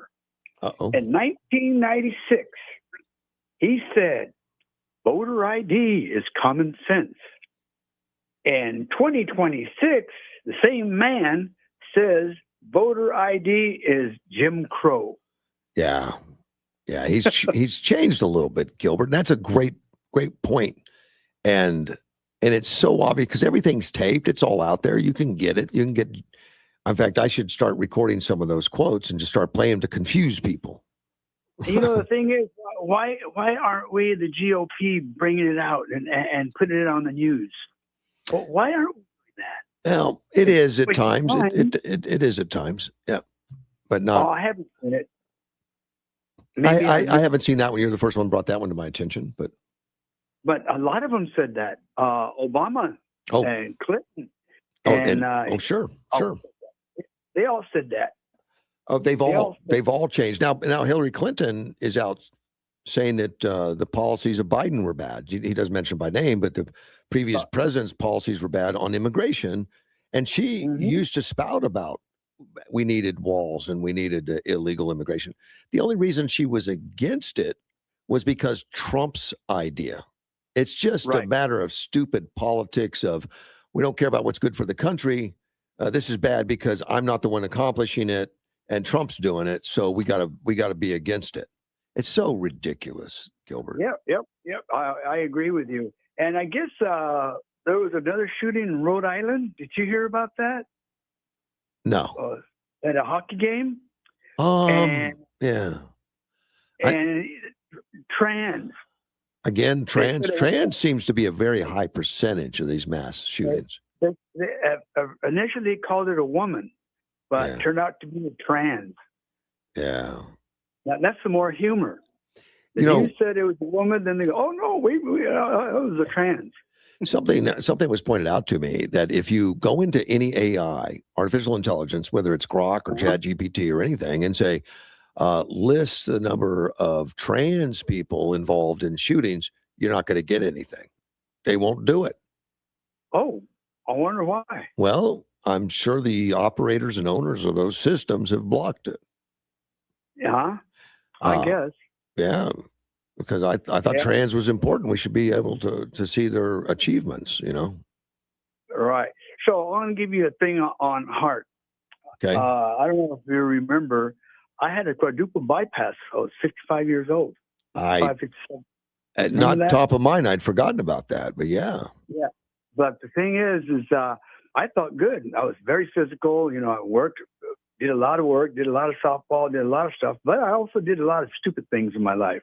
But I was having heartburn. I was continuing heartburn and didn't think anything about it. It's just what I was eating. Well, I was in Oregon and I'm having heartburn again. And I'm thinking, it has to be because of the altitude, the altitude, different weather, blah, blah, blah, blah, blah, making excuses. Right. I called my ex-wife up, but I said, "Hey, I'm having a lot of heartburn. What's wrong?" She goes, "Well, you need to go to a doctor." I go, "Here?" She'll go, "Just when you come back." Well, about 11 at night, I was with my grandson sitting down, and I'm thinking about the heartburn. I'm going, what the hell is this all about? Then I started thinking about a friend of mine, Greg, who he was having heartburn right before his heart attack. Oh. And so I called my ex and I told her about it. She goes, "You need to go to the hospital." Well, thank God I listened to her and I listened to myself. I listened to my body. I was 95, 75% clogged. Wow. But I was working hard and I was doing this and doing that, playing hard, doing everything, all the physical stuff. Yeah. And the telltale sign was all the heartburn. But if I would have not paid attention, and I said, "You know what? I'm going to fly back." The doctor was there and they talked to me, and you need a quadruple bypass and you need it now. Doc, and just wait till I get back to Yuma and do that. And he's the #1 surgeon at the time on duty, #1 heart surgeon in Oregon. He goes, "Let me give you this fact, Mr. Hernandez. You're 35,000 feet up in the air. You go to cardiac arrest. Do you think that pilot's going to land that plane? Nope. Or you think you're going to die?" And I go, "Damn, Doc." He goes, and this is 4th of July. 4th of July. It was the 3rd of July, and they wanted to operate on me on 4th of July, which was my grandson's birthday. And I was going to do that in case something happens. So I asked him, "Can you wait till the 5th? He goes, "Yeah, but you're going to be in ICU. We're going to have the temperature down to protect you." So they did give me my quadruple bypass. Wow. And within a day and a half, I was walking close to a mile inside the hospital because they said in order for me to be released and out, I had to walk a mile. Man. Yeah. And I know that's where they crack your chest open the whole bit. That's pretty brutal. Oh, yeah. Yeah. I see what saved me. I didn't have a heart attack. That's why I healed so fast. I didn't have a heart attack. Oh, okay. Yeah, but, you skipped that part.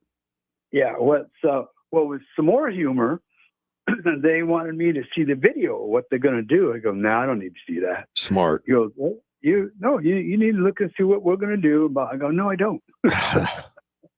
I trust you. Yeah. Yeah, I'm glad you are paying attention to that, because if I wouldn't have, I would have had a massive heart attack.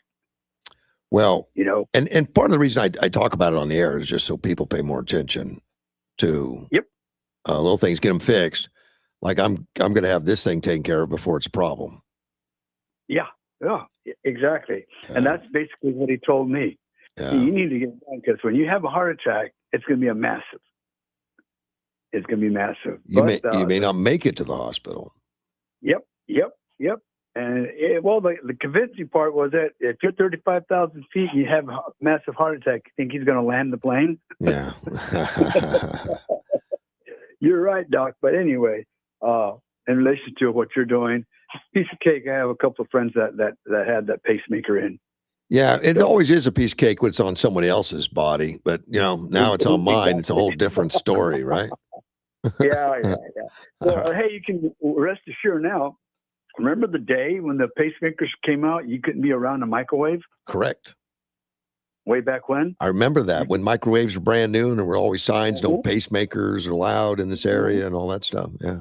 So they've advanced a lot. It's not a problem anymore. Right. Oh, my mother-in-law, before she passed, she was 85 years old when she had her first pacemaker in. Oh. And replaced 10 years later. Yeah, and Carter said she replaced it 10 years later. Yeah. At 95. At 95. So. Yeah, they wear out, so you got to put new batteries. Yeah. Yeah. And that's what they're on that woman in Tucson. That's what they're trying to trace, right? Her pacemaker. Correct, because it connects to Bluetooth. Yeah, and it will for the next year, assuming they didn't destroy it. Well, it's out of range, though. It's out of the range of the Bluetooth. That's absolutely, why they can't trace. Absolutely correct. But I'm sure people that are looking for are carrying something that would attach to that. Right. If they got in the vicinity. I think she's in Mexico, deceased myself. Who knows?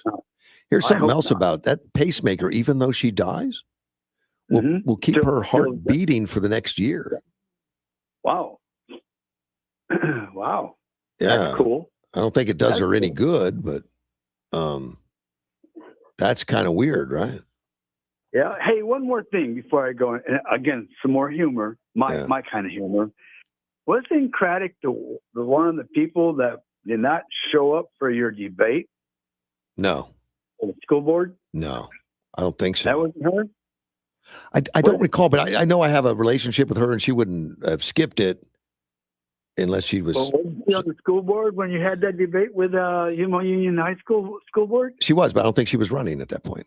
I mean, they don't run every cycle; they run different cycles. Oh, okay. Yeah. Okay, I just want to clarify that. Now, the only people that really skipped it was the ones that are registered Democrats that just didn't want to come, and then they had all kinds of excuses. But whatever. I mean, they're allowed to. It's a free country. You don't have to go. Because the only people I remember being at the debate was David Lara. Oh, he definitely was there. Yeah, he's the only one I remember that was there.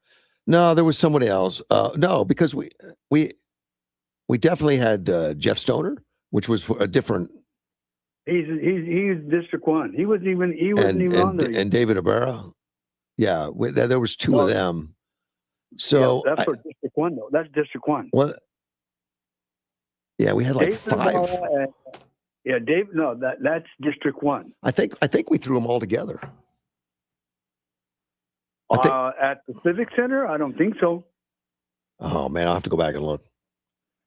No, the only one who was there was David Ibarra. I David know. Ibarra, maybe one other person.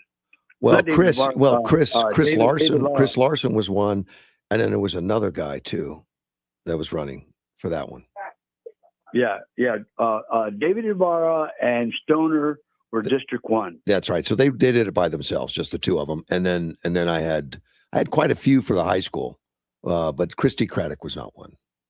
Okay. All right, buddy. Anyway, I'll be there. Thank you, man. To give my 2 cents. I know you will. Take care. Bye-bye. Bye. That was Mr. Gilbert. Yeah, I'd forgotten about his quad. I don't have that problem with plaque or buildup, and I've been tested for that many times, and I don't have that. It's very common to have a bypass because of blockage. And I don't know if it's because I was a vegan for so long or whatever. I don't know, but I don't have blockages. I got different problems. We have different problems. Obama is getting, President Obama, former President Obama, is getting more vocal all of a sudden. For some reason, he's wanting to stand up and say some things. And he's not been out there a lot, but he came out there for this one. He's trashing Los Angeles homeless problem. So, of course, it kind of spikes my curiosity because he realized that now with him doing this, he's pointing the finger at the good governor there, Gavin Newsom, which is a political hopeful for president of the United States on the Democratic Party. And we got the most prominent Democrat, Barack Obama, saying the homeless crisis in Los Angeles is appalling. And he did it on a YouTube channel with Brian Tyler Cohen. So we wanted to criticize Los Angeles. He said, I think it's morally, ethically speaking, it's an atrocity that in a country this wealthy, we have people just on the streets, and we should insist on policies that recognize their full humanity, people who are houseless, not homeless, houseless, and be able to provide them with the help and resources that they need. We should recognize that the average person doesn't want to have a negative around a tent or to navigate. Navigate around a tent city in the middle of downtown. That's a losing political strategy. We're not going to be able to generate support for it if we simply say, you know what? It's not their fault. They should not be able to do whatever they want because that's losing political strategy. So he's talking about the politics. Let's take a phone call. You're on the air. Good morning, sir. How you doing? We're doing well, Ted. Good morning. Yeah, Obama needs to just crawl back into his multi-billion-dollar mansions, him and his wife, and just shut up. His wife, Michael. I have no idea what he's trying to accomplish. Don't know what the agenda is. Stirring the pot. Yeah, but why? First he goes after his own fellow brethren as being weak and all. Now he's going after. Well, he's going after California, which is Newsom. Yeah. And like I say, he needs to crawl back in his multi-million-dollar mansions and just let it be. Yeah. He was no good at what he was elected to do, and now he's no good for the Democrats. Well, except he did say something. He said there's aliens out there, and he's talking about little green men. No, he wanted to talk about the aliens they let in this country, but no, he talked about the green men. he didn't talk about anything. He said he's never seen them personally, but he knows they exist or something. Sure, they exist. And then the people the interviewer just changed the subject. Versus, well, how do you know they exist, Mr. Obama? Where'd you know? Well, I tried to explain this to Hannity, that this has been since 1947 a cover for our military. My mom worked for the Air Force, and I'm going to tell you right now, there may be little green men somewhere out in the universe, but I'm going to tell you, this has all been just our own cover for our military testing. Plain and simple. There's been a lot of efforts from the military and government agencies to discredit the alien believers and to do fake stories and then they get found out and these guys look like idiots. That's a fact. They've been doing that over the years. So the George Norries lose credibility and stuff. But why do they go so much trouble? I don't know. It's something to do. It makes them money. Yeah. Some might say all your wealth comes from your controversy on the radio with your guests and all. You know, we know you're hoarding it away. Oh yeah, I hoard it all. Yeah, exactly. But anyway, like I say, misinformation and misdirection is just how that works. Oh yeah, and the government's good at it, and they train on it.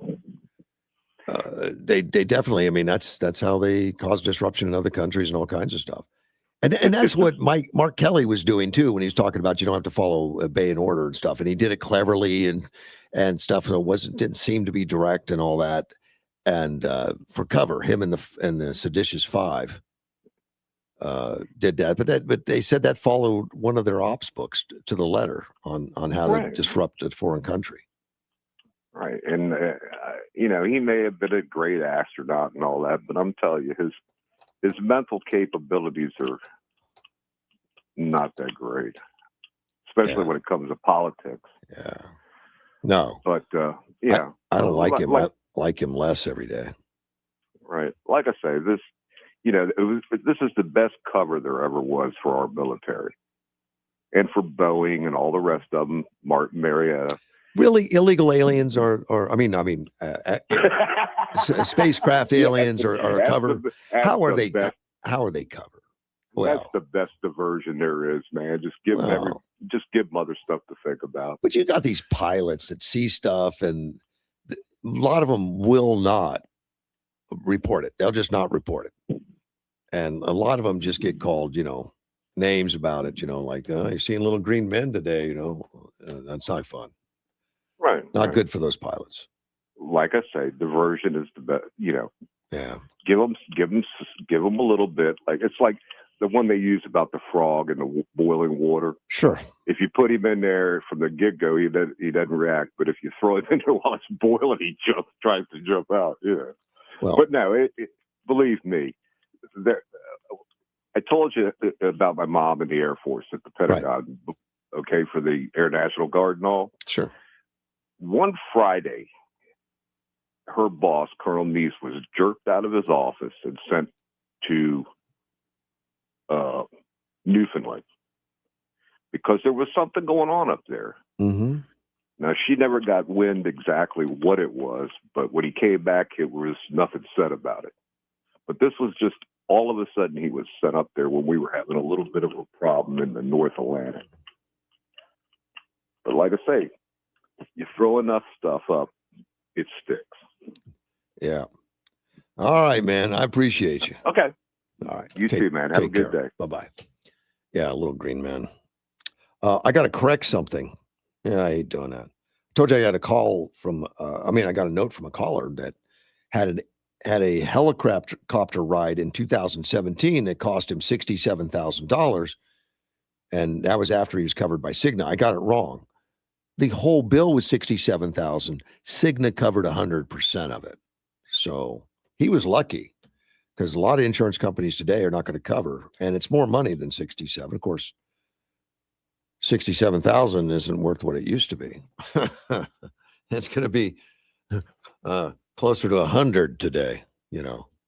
8 years later, it's going to be closer to 100. But I'm glad I got there. And I'm sure there's insurance companies out there that may cover it at 100%. But if I were you, I would check that because I don't know which ones those would be. And there's no competition anymore, since Obamacare.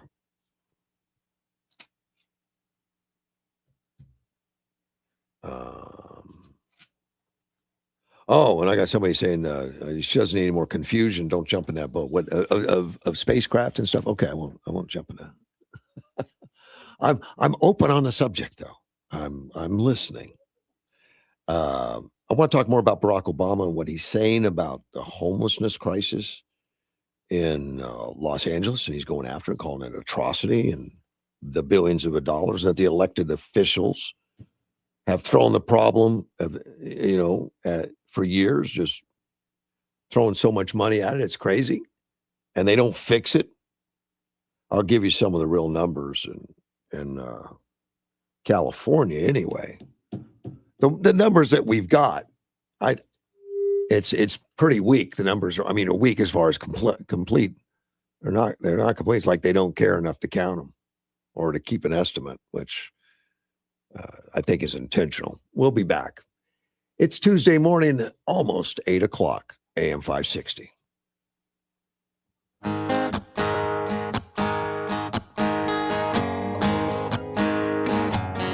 There's a man in D.C. stands 6'3". He's fighting for you. He's fighting for me. He'll drain that old swamp. This is News Talk 560 KBLU, Yuma.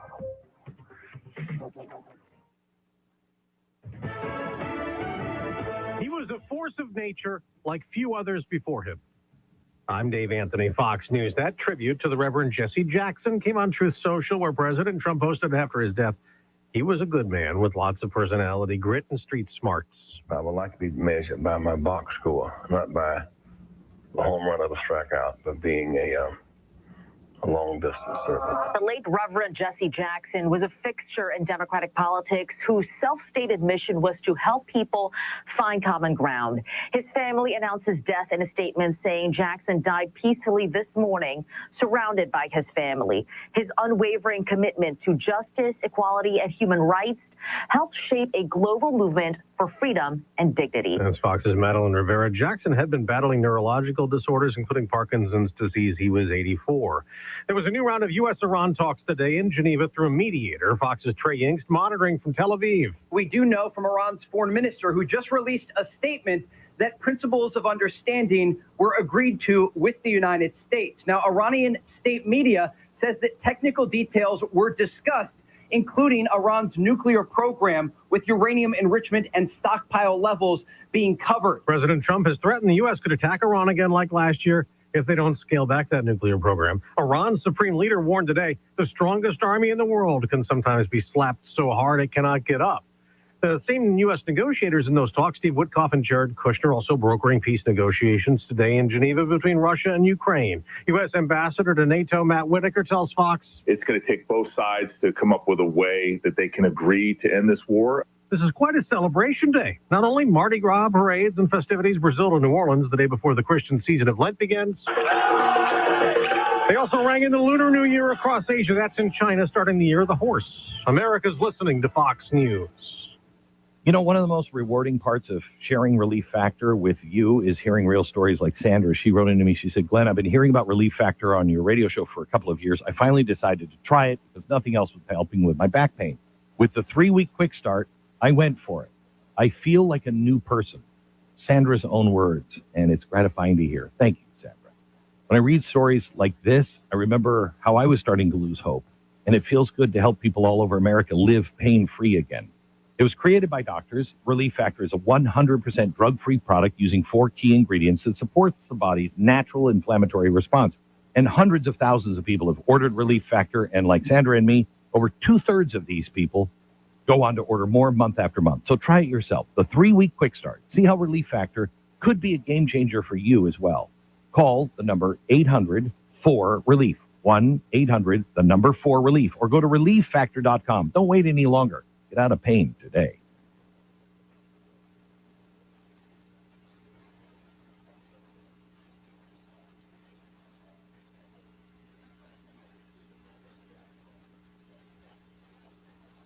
At Hospice of Yuma, we believe that everyone deserves compassionate care, especially when it matters most. As the area's only nonprofit hospice, our mission is simple: to provide high-quality, compassionate care to all who need it, regardless of their ability to pay. Our team of skilled professionals and dedicated volunteers work tirelessly to ensure that your loved ones receive the care and support they deserve. We focus on comfort and dignity, helping families navigate this difficult time with grace and understanding. Choose Hospice of Yuma for quality care that puts you and your family first. For more information, please contact us at 928-343-2222. March 6th through the 8th, it's the 33rd annual Midnight at the Oasis. An entire weekend of food, entertainment, and hundreds of classic cars and trucks. With the rally on Main Street, Thursday evening, March 5th. Friday, the gates open at noon for the show and shine, and at 4:30, hundreds of the cars will be cruising to Yuma from Cocobon Casino. It's the 33rd annual Midnight at the Oasis, an entire weekend of food, entertainment, and hundreds of classic cars and trucks.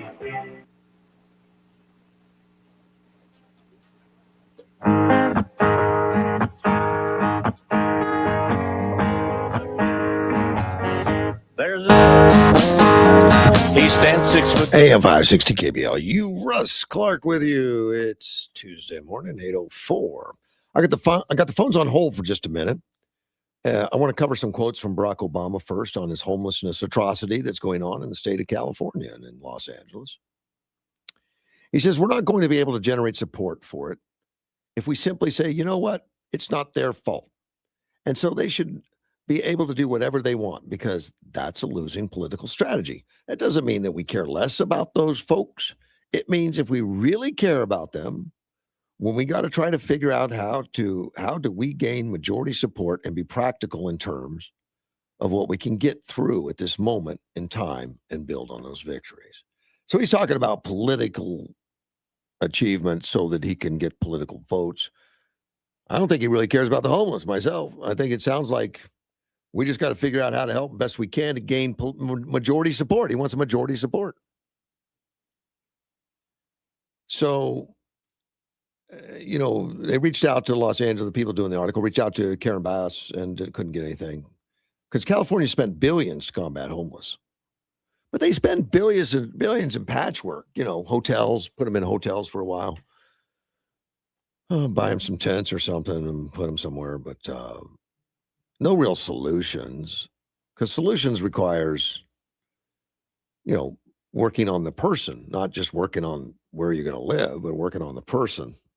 Whether it's an addiction, not an understanding of money or whatever, trying to figure it out, or mental health. I don't know, but we tend to just round them up and put them in a roof and let it go.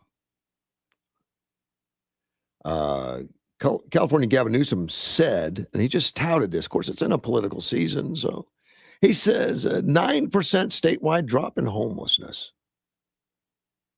What? 9%? That's what he says in January, just in January.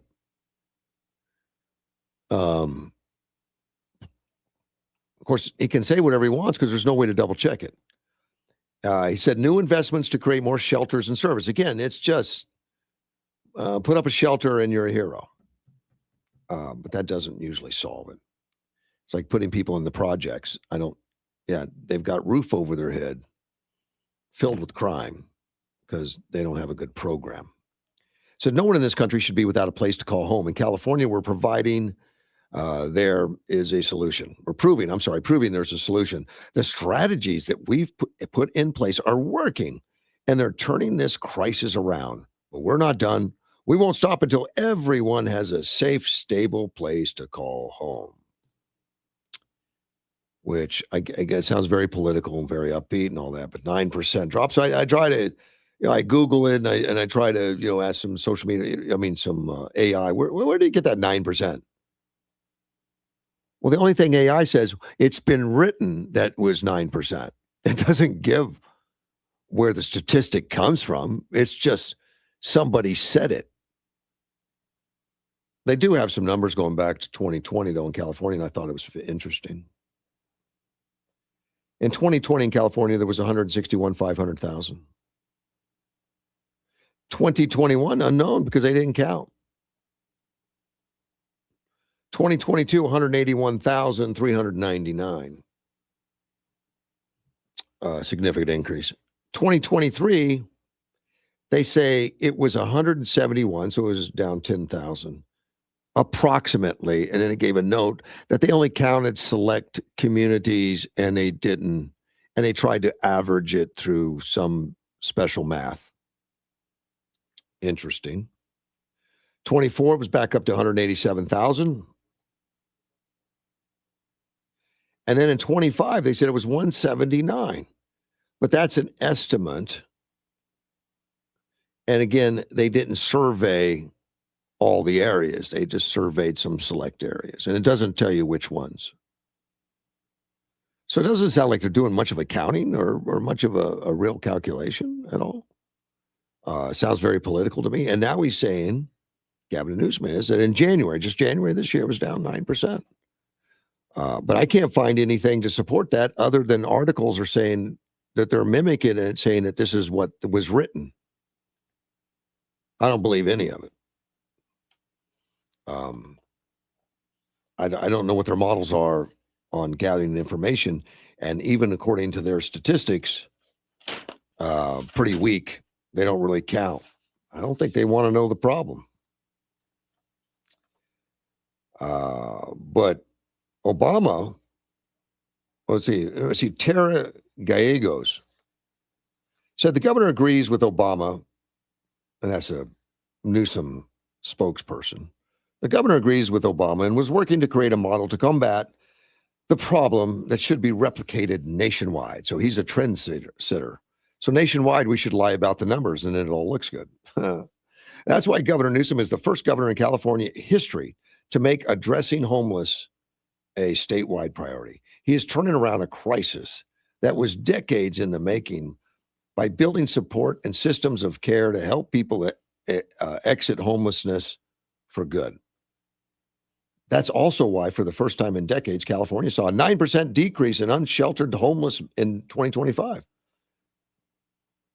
California is creating a model that should be replicated nationwide, building more housing, forming mental health systems, removing encampments, creating stronger support and accountability.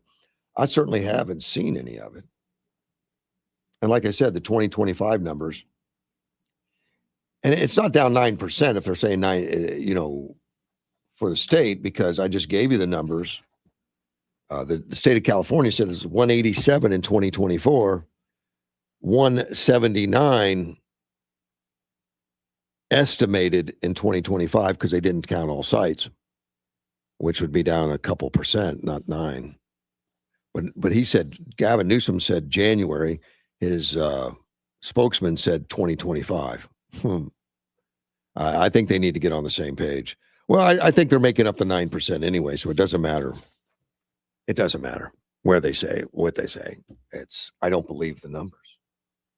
Or I'd like to see where they get them to maybe help me believe the numbers. Let's take a phone call. Or no, the phones are open. I don't have anyone calling.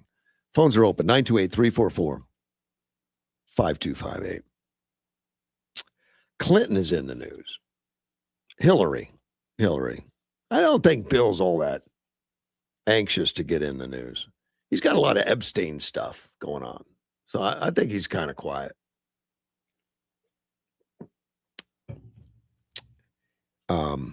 Hillary Clinton, former Secretary of State, she was on Monday on MS Now.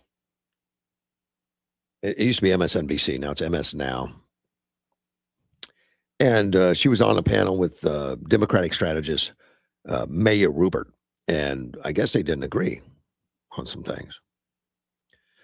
Clinton participated in this panel. The title of the panel was The West Divide, What Remains of Common Values. Interesting. I don't know what all that encompasses, but they were in Munich, Germany, as an international stage. I think that's where AOC embarrassed herself and stuff. I mean, these and the New York Hochul from the governor of New York. I mean, it's just scary to think them or our former vice president could be on the stage, in the world stage, and represent us. But anyway, Hillary at least can talk. Now, what she says is foul, but at least she can speak. Well, during the panel, Clinton's, I guess, surprised people by admitting that mass illegal immigration had become, during President Biden's term in office, one of the most widely quoted estimates, including by border czar Tom Homan, is that 10 million illegal immigrants crossed the border during Biden's term in office. Now, I've heard much as 20 million, but if Tom Homan's saying 10 million, we'll go with that. And Hillary Clinton, here's Hillary Clinton's comment on the whole thing. It went too far. It's been disruptive, destabilizing, and it needs to be fixed in a humane way with secure borders that don't torture and kill people. Is she inferring that Trump is torturing and killing people? It's ridiculous, but okay. And how we're going to have a strong family structure because it is at the base of civilization. Now, those comments went viral apparently out there because it's kind of like contrary to Democratic doctrine right now. Nobody ever said it went too far. Nobody said it was disruptive. I mean, the humane thing is always out there because anything Trump does is not humane, according to the left. And talking about torturing and killing people, which is ridiculous, but that would be keeping with Democratic doctrine of being outrageous. Well, that went viral, but right away we have Myra Rupert jumped in as one of the strategists. She said, "Well, I appreciate Secretary Clinton, but I think honestly it's a mistake for Democrats to adopt that sort of positioning." And I really think Republicans' talking points around immigration, I think that is not a matter of did it go too far. There was a point at which we talked about immigration as a holistic thing. It was a comprehensive system, which I guess just clouds the issue when you say comprehensive. People go, yeah, it's comprehensive. I don't know what that means. Republicans were successful in getting us to talk about it only in terms of enforcement. So we're only talking about deportation. But the fact that we sort of conceded the point that there were to be a way for folks to have been living in the country who were working, who are part of the engine that drives the economy and the fabric of communities, that there should be a way for people to get citizenship. When the conversation went away, that was around the same time we started seeing more chaos around the border. Those things aren't disconnected. I have no idea what she's talking about. Needs to be a comprehensive system. And it's the engine that drives the economy. It was chaos from day one. And it was dropping people all over the country secretly at night. I don't know how you can frame it any differently, but Rupert does. She's a strategist. She says, I think that we made a mistake when we sort of paint over all that and focus on who was the biggest deporter. And were they able to do it humanely? That's not all our immigration system. Now, actually, the biggest deporter was Obama. I don't know what she's talking about. And now there's old clips of Obama and Clinton talking about immigration enforcement. The one clip features Obama defending his deportation and immigration enforcement in 2010. And in 2008, Clinton, was backing a strong border security and penalties for those who illegally cross the border. Clinton said, I think we've got to have tough conditions. Tell people to come out of the shadows if they've committed a crime. Deport them. No questions asked. They're gone. If they've been working in our law-abiding, we should say, here are the conditions for you staying. You have to pay a stiff fine because you came here illegally. You have to pay back taxes, and you have to try to learn English, and you have to wait in line. That was Clinton in 2008. My times have changed. Yeah, in about 13 years. Although I think she's coming back to that now. It looks like she is. I didn't remember her complaining a lot during Biden about Mayorkas lying and stuff, saying the border's secure. I don't remember that. And I think the reason I don't remember is because it didn't happen at all.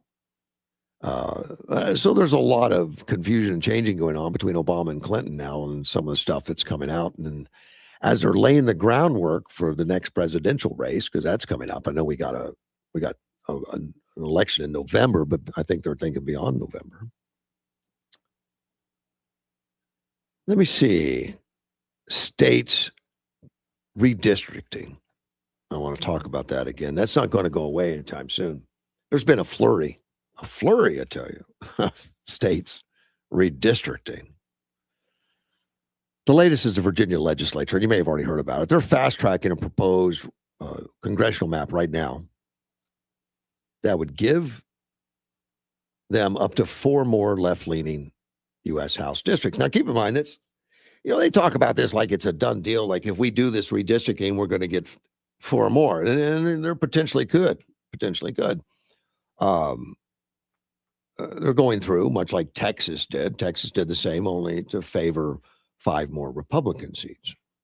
They're going to have more opportunity in Texas because Republicans have been bad about doing that because the election laws favored, minorities. And minorities, as you know, tended to be very heavily weighted for Democrats. Well, that's kind of gone away. Now it's just about people and not necessarily about minorities. So it's a lot simpler. Well, I think they're going to get 4 more. And even if you have 4 that are left leaning, let's say, obviously if you had 50% Republicans and 50% Democrats, it would be 50-50 and it's anybody goes. But 60-40 is heavily weighted. That's a big spread. I don't think they're going to get 60-40 in all these left leaning. So what are they going to get? 52-48? Well, that's close enough for an upset. You can get an upset anywhere, depending on who's running and what the conditions are and what's going on. You can upset one that's 60-40. You can win. If you're not even the favorite, if you're on the 40 side, you can still win. It's not a guarantee. It's still up to the voters at the end of the day. But of course, this is putting your thumb on the scale a little bit. And it's been done forever. It's always going to be done. The difference is now some of the protections for majority minority districts are gone. That's been ruled racist. Yeah, once it's racist and it's gone, you can't do that anymore. Minority majority's gone, which helped the Democrats. So now the redistricting doesn't have to take that into account. They just take into account registered voters. That's it. Registered voters. Don't even look at race. How dare they? Not looking at race is racist to some people. How dare you not look at race? That's racist, which is hilarious. When you exclude race, it's racist.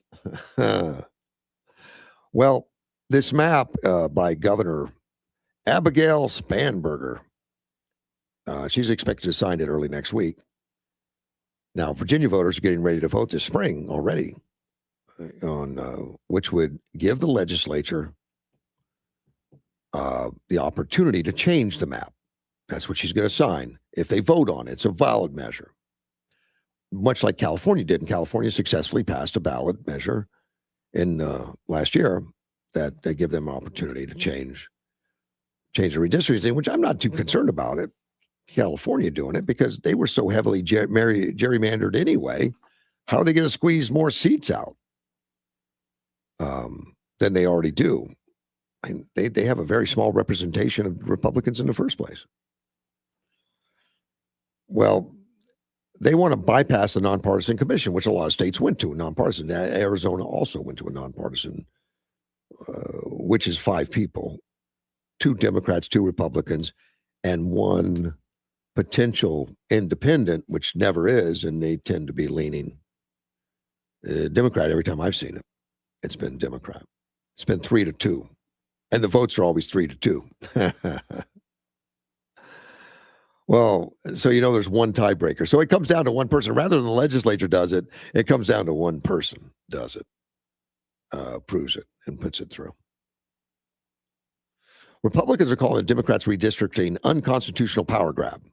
Well, they're entitled to that because I guess they put it into the Constitution in Virginia that's done by this nonpartisan commission.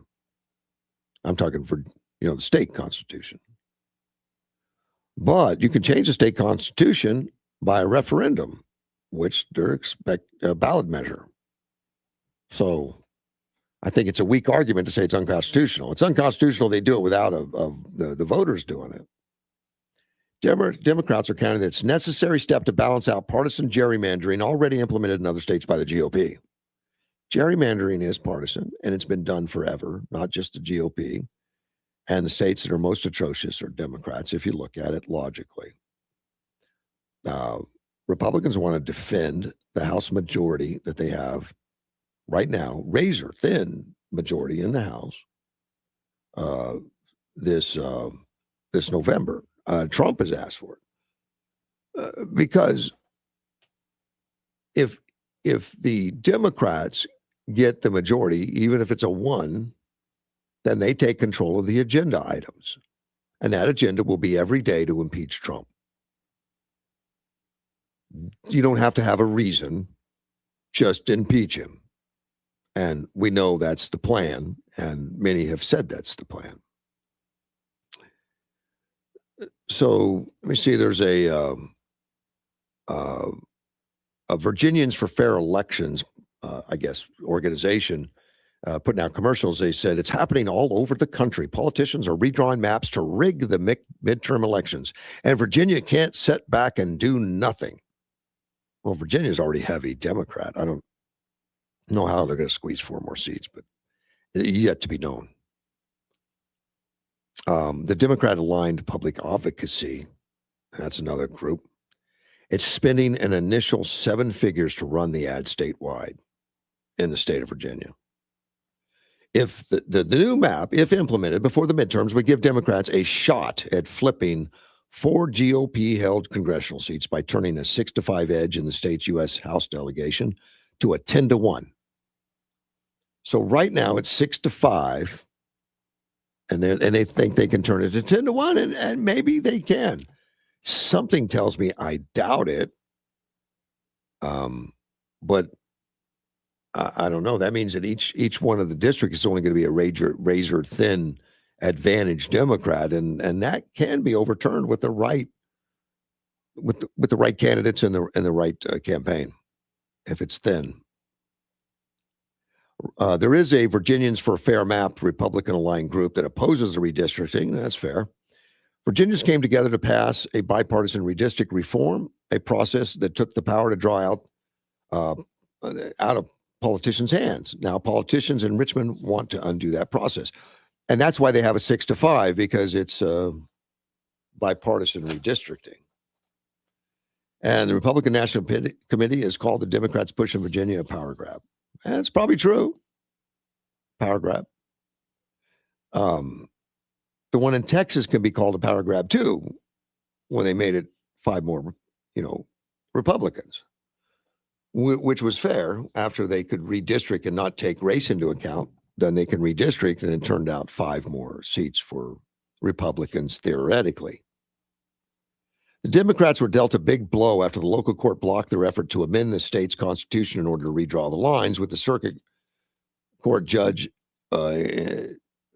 saying the Democrats didn't follow proper procedures. The clock's ticking. Early voting starts April 21st. Referendum scheduled to start on March 6th. So they got to do it pretty fast. And then get the map done and all that. And I don't think it takes a lot of time. You got AI and all that stuff. Probably draw the map for you. The Democrats want to reclaim the House majority in 2018. You don't hear them talk about the Senate too much, but definitely the House. And historically, the new party that takes over the executive branch loses House seats historically. History's against the Republicans. Of course, we got Trump that's been proactive in trying to make sure that doesn't happen. So we'll see what happens. It can happen that the executive branch in power can keep it or even expand it a little bit. No, I don't think we've ever seen a lot, but a little bit. It was Trump that started floating the idea of redistricting, actually. And we know his first target was Texas, and he went right into Texas and did it and got 5. And remember, the lawmakers all walked out. They weren't going to do it. And I'm talking Democratic lawmakers dropped out. So there wouldn't be a vote. You can't, if you don't have a quorum, you can't have votes. So they stayed, I think, almost a month out, if not a month. But they got them back in, and it passed, and they redistrict and all that. California passed Proposition 50, and that was a ballot initiative that temporarily stopped their state's nonpartisan redistricting commission and was allow the politicians to take control. And they say they can squeeze 5 out and then neutralize Texas. I doubt it, but we'll see. But now we have Republican-controlled Missouri and Ohio. North Carolina have drawn new maps as part of the president's push. And let me see, Utah district judge late last year rejected a congressional district map drawn in Utah by its state's dominant legislature, instead approved an alternate that will create a Democrat-leaning district ahead at the midterms. Utah Republicans are appealing that to the Supreme Court. And, of course, there's not a lot of time. Got to get it done. Indiana Senate in December defied Trump. They just shot it down and said, we're not going to do it. And then now Florida is still in play, though. Ron DeSantis and lawmakers. And they dominate down in red. They've turned Florida red in Florida. So they think they can pick up 3 to 5. Well, let me see. DeSantis and Republicans last week drew its first lawsuit from a group aligned with the Florida Democrats, which is kind of normal business at this point. And the lawsuit contends that the governor and the Secretary of State, Cory Byrd, don't have the legal authority to reshape election laws after Byrd pushed back congressional qualifying dates from April to June. Who knows where that'll go? Democrats in Maryland pushing for redistricting, which might result in one. Because they're already heavily redistricted. Governor West Moore, and green-lighted by the State House Democrats, is facing opposition from the Senate. Bill Ferguson, a fellow Democrat. So you got Democrats, fighting it off. And now we got Republicans, South Carolina, Nebraska, Kansas, New Hampshire, and Democrat in Illinois. Washington State also exploring possible bids to redraw the maps. It's a late date. It's just still going on. And this article says at the end, if the ruling goes the way of the conservatives in the high court, it could lead to the redrawing of a slew of majority-minority districts across the country, which would greatly favor Republicans. But it's very much up in the air when the courts rule and what they'll actually do. Unfortunately, it comes down to the courts, and it shouldn't. It shouldn't. Courts had already decided that the minority majorities are not legal, that it's racist. We can't have racists. We'll be right back. AM 560.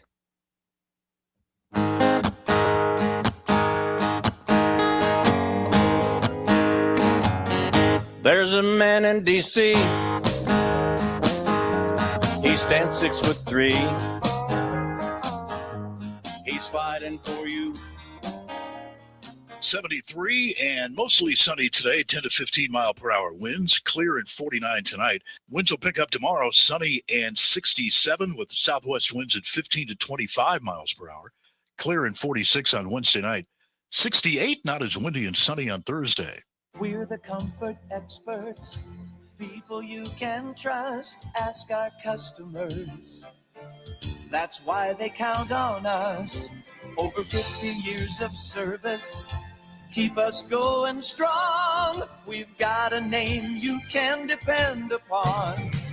Hansberger Refrigeration and Electric. Hansberger, count on us. Listen to KBLU from 8 to 9 every Monday morning to Life, Death, and the Law. Sean Garner and Adam Hansen discuss estate planning options. Learn how you can plan your estate using a will or trust to protect your family and secure your legacy. That's Life, Death, and the Law every Monday, 8 to 9 a.m. on 560 KBLU.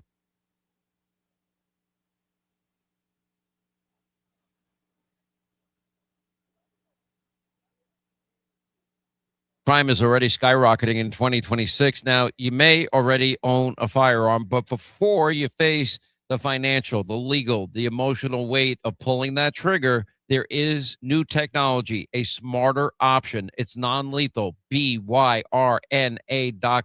Berta makes less lethal launchers. It fires tear gas, pepper spray, kinetic rounds. It is designed to stop an attacker for up to 40 minutes. That gives you time to escape. That gives you time to get help without deadly consequences. Now, remember, it fires at 400 feet per second, and it has serious stopping power, enough to shut down a threat very fast without the legal, moral complexity of using lethal force. And every single launcher hand-assembled in beautiful Fort Wayne, Indiana. Legal in all 50 states, no background check, and they'll ship it straight to your door. Just go to BYRNA.com today and find the right launcher for you and your family. That's BYRNA.com.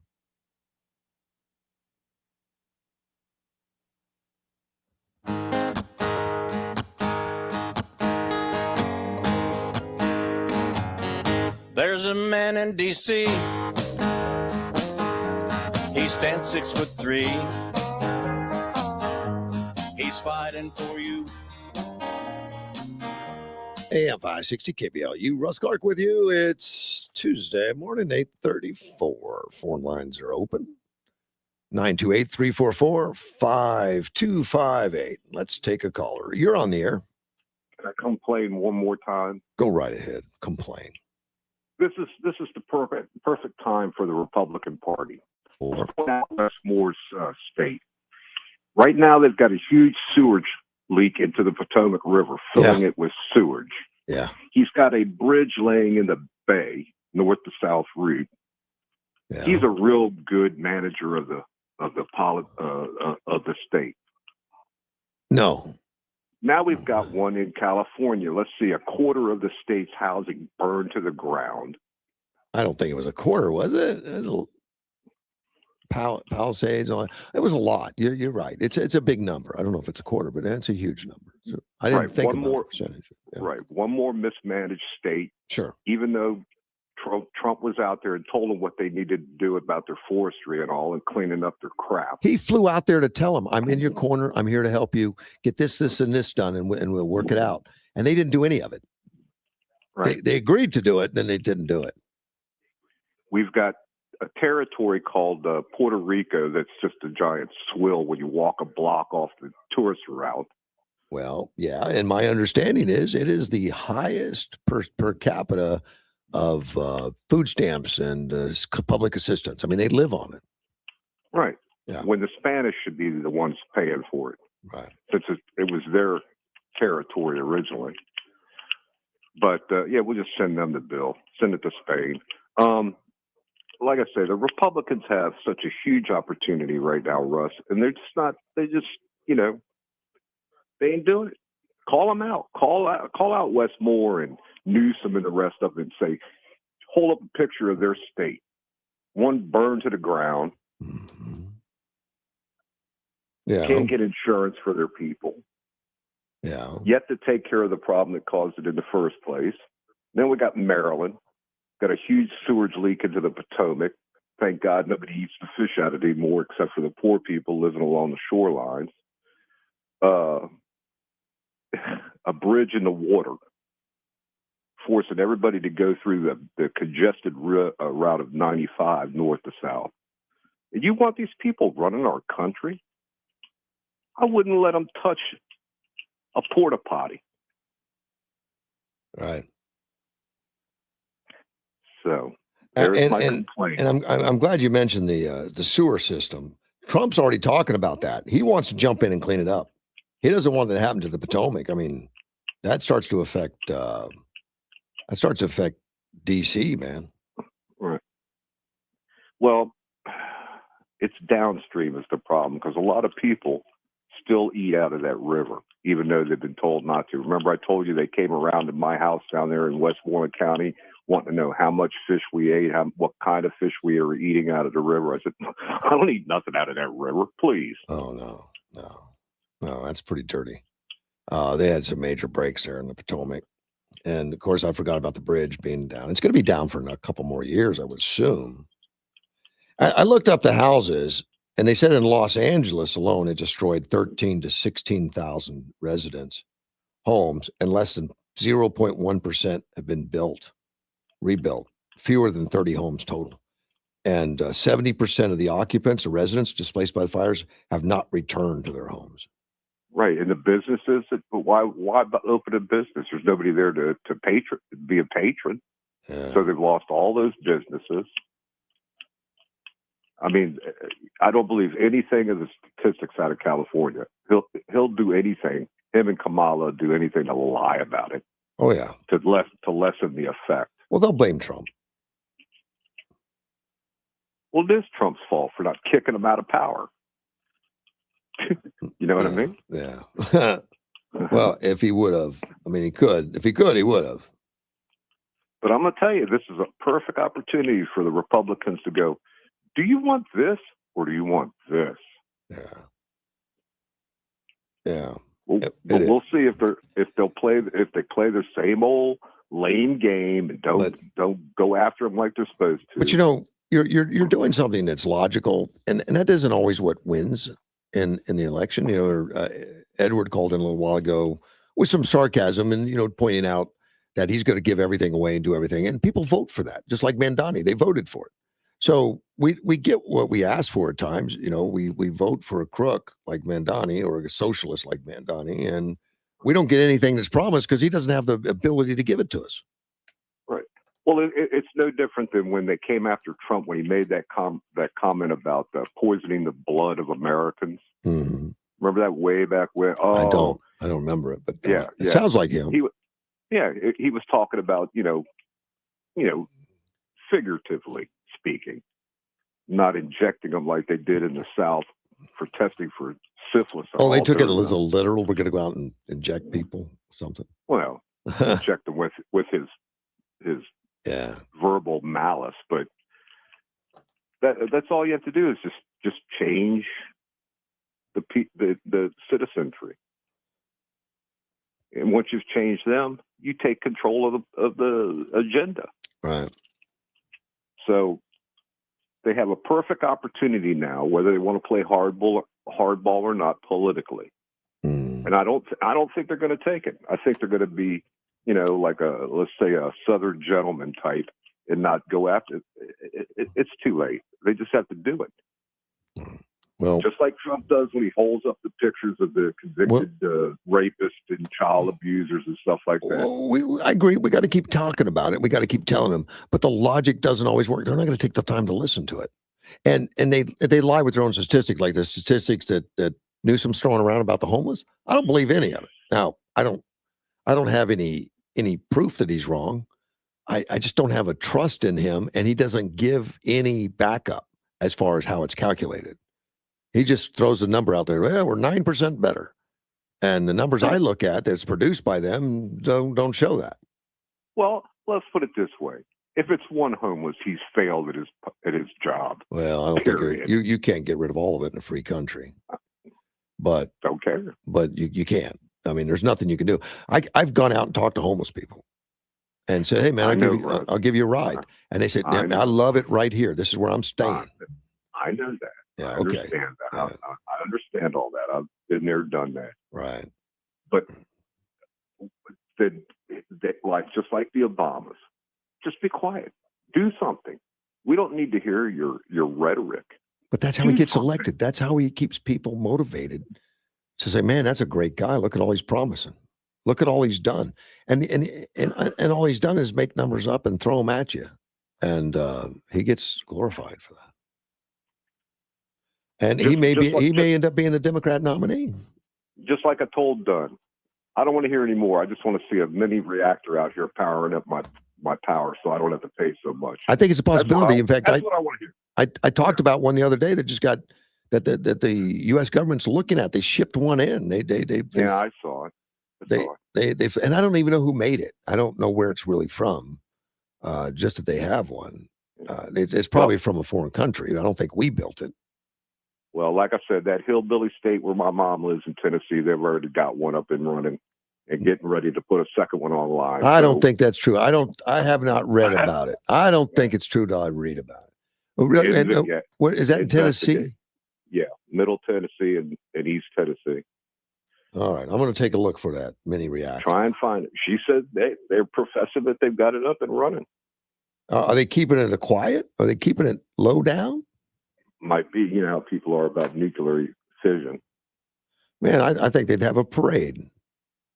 No, it's Tennessee.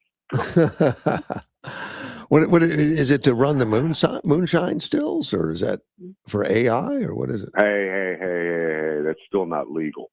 Moonshine? No, it's not. But did you remember there was a YouTube channel that dedicated itself to discussing the moonshine, and he went out and interviewed all these moonshine people, and they talked to him, which was just kind of weird because a lot of them got busted afterwards. But that I don't even think that's around anymore. But that was an interesting show on how they're making it and what they make it out of and stuff. Yeah, it's still on cable TV on the History Channel, I believe.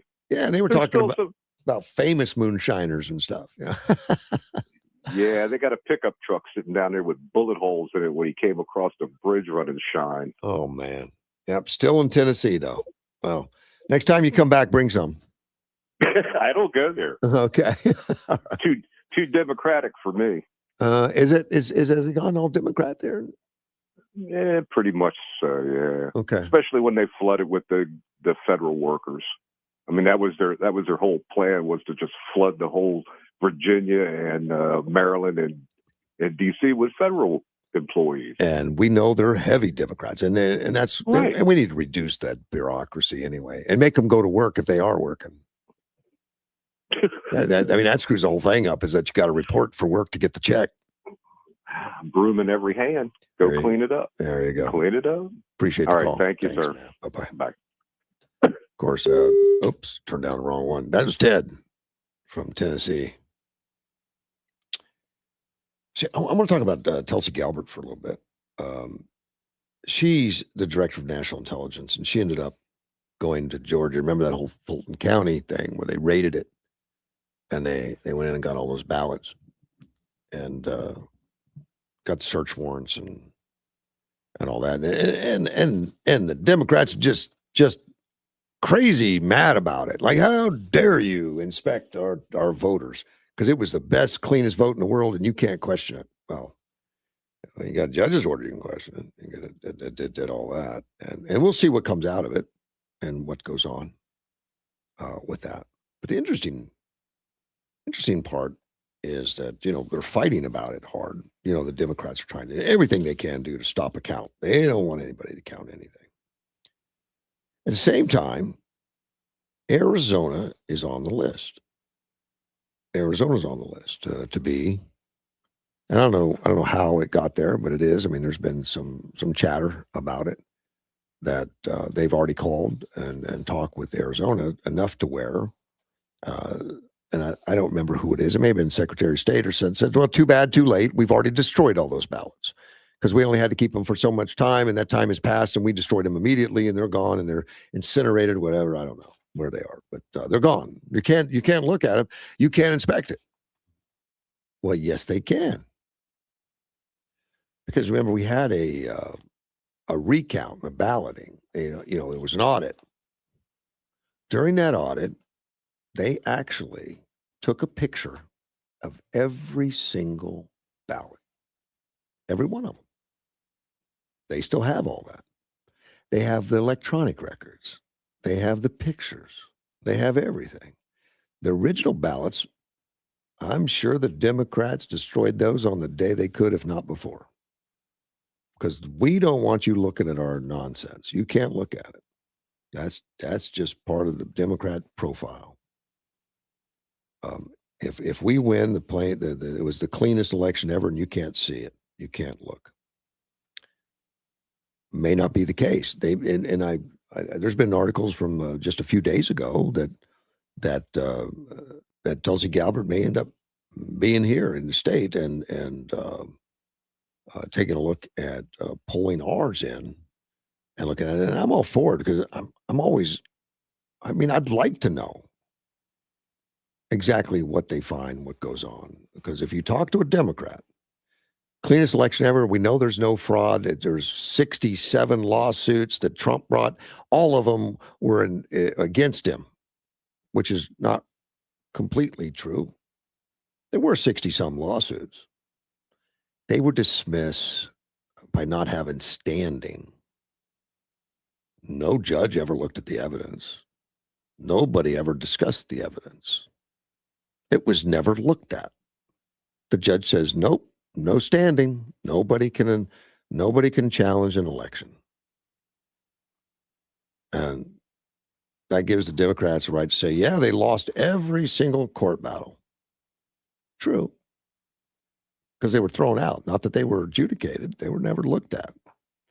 There was no winners and losers. It was just as if that court never took place. It never did take place. There was no court held. There was just you don't have standing, you can't bring suit. So there actually wasn't any judge that ruled in favor of any evidence because no evidence was ever presented, no evidence was ever seen. And I think that gets missed a lot intentionally. It's not going to be looked at. In Minnesota, they got more problems in Minnesota. This has nothing to do with Somalians, by the way. The University of Minnesota is facing a penalty of $14,000. It was discovered that a green energy initiative funded by a grant from the Obama administration was responsible for the gruesome death of an American bald eagle. We're talking wind farms. And wind farms have been known to be, slaughterers of birds. There's bird parts all over. You look at a wind farm from a distance and you see the blade moving and you think, that thing's moving really slow. That's what it looks like to me. But apparently not very slow because it's destroying birds. I mean, it hits a bird and destroys it. Not just pushes it or it destroys it, cuts it into pieces. I don't even think they're sharp. But this incident occurred at the University of Minnesota's Elos wind farm research field. University of Minnesota wind turbine struck the bald eagle, dismembering it into 3 pieces and leaving a bloodied carcass on the floor below. Yeah, they're going to make this all dramatic. I mean, a bird died, and it was a bald eagle.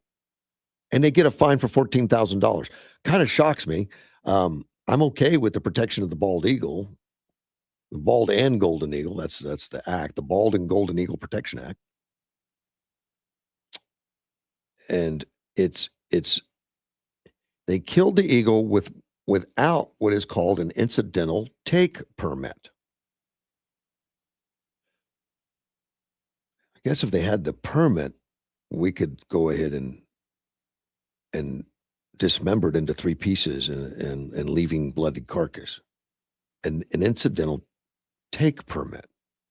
So since they didn't have an incidental take permit, the university is facing a proposed civil penalty of $14,536 for illegally killing what one Department of the Interior official called a national treasure, which I like. I love eagles, and it is our national bird. It's a national treasure. I think the article's a little dramatic, and I didn't know you would just fine the windmill companies. In this case, the University of Minnesota, that is, they're the one that's operating it. University was unaware that a bird collision was a danger. I think, didn't everybody already know that? It was in the process of testing it in its collision detector system when the incident occurred. The eagle's remains were discovered in pieces. Lower torso and tail were found by technicians first, while the hidden wings were not found until a month later. Following the incidents, U.S. Fish and Wildlife Services sent the university a letter urging the institution to reassess the turbine's danger to eagles and to consider applying for a long-term permit for incidental take of eagles. So according to this article, if you apply for a permit for killing birds or eagles, you don't have to for other birds, I guess. Incidental take, you're okay. Have as many bloodied carcasses as you want, I guess. Maybe it makes sense. Maybe I don't know. The Minnesota turbine is part of the university's ELO system and all that. The construction of the turbine was funded by a $7.9 million grant from the Obama Department of Energy, awarded in 2010.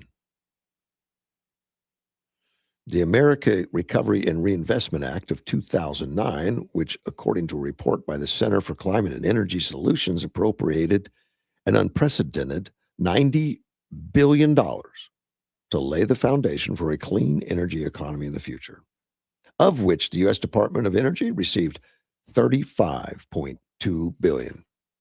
So what happened to the other 60 billion, roughly 60 billion, 58 or 59.8, but the Minnesota incident is not the only killing that's occurred in recent years. I guess not.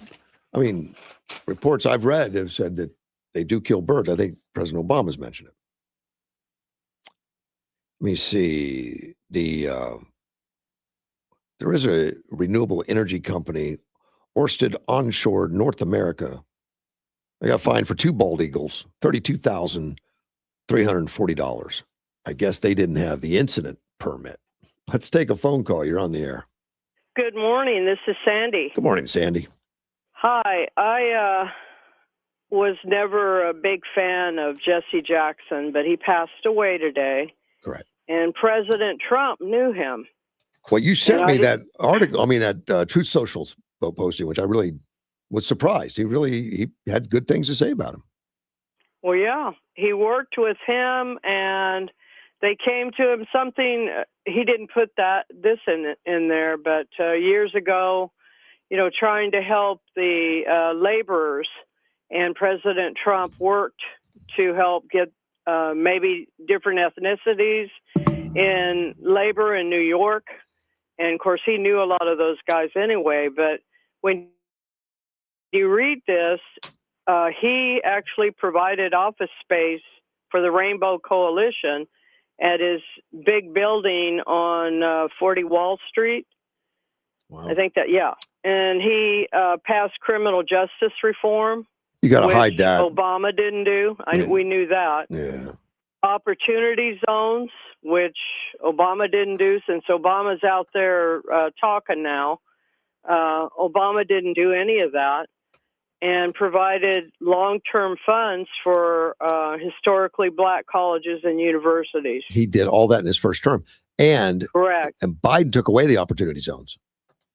Oh, I did not know that. Oh, yeah. You're kidding me. No, he put and Trump, when he put them out in a lot of rural areas. Traditionally they're always in the metro areas.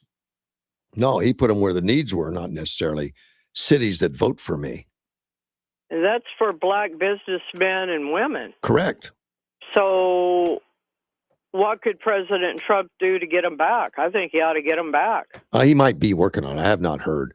But Biden canceled most everything Trump did and did away with some of those. But those opportunity zones were tremendous. And of course, they were very positive about them during Trump's term. But the mainstream press didn't run it a lot. No. In fact, even when I hear they take one line for what he wrote here to say what he said about Jesse Jackson, leaving out the fact that they were actually good friends. And because I don't think the media want people to know that.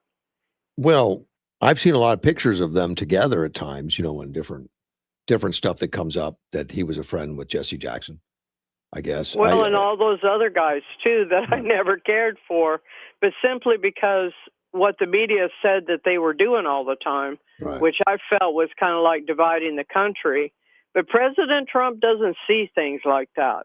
No. He didn't, he probably, he was more aware of the good work that they were doing, like in New York.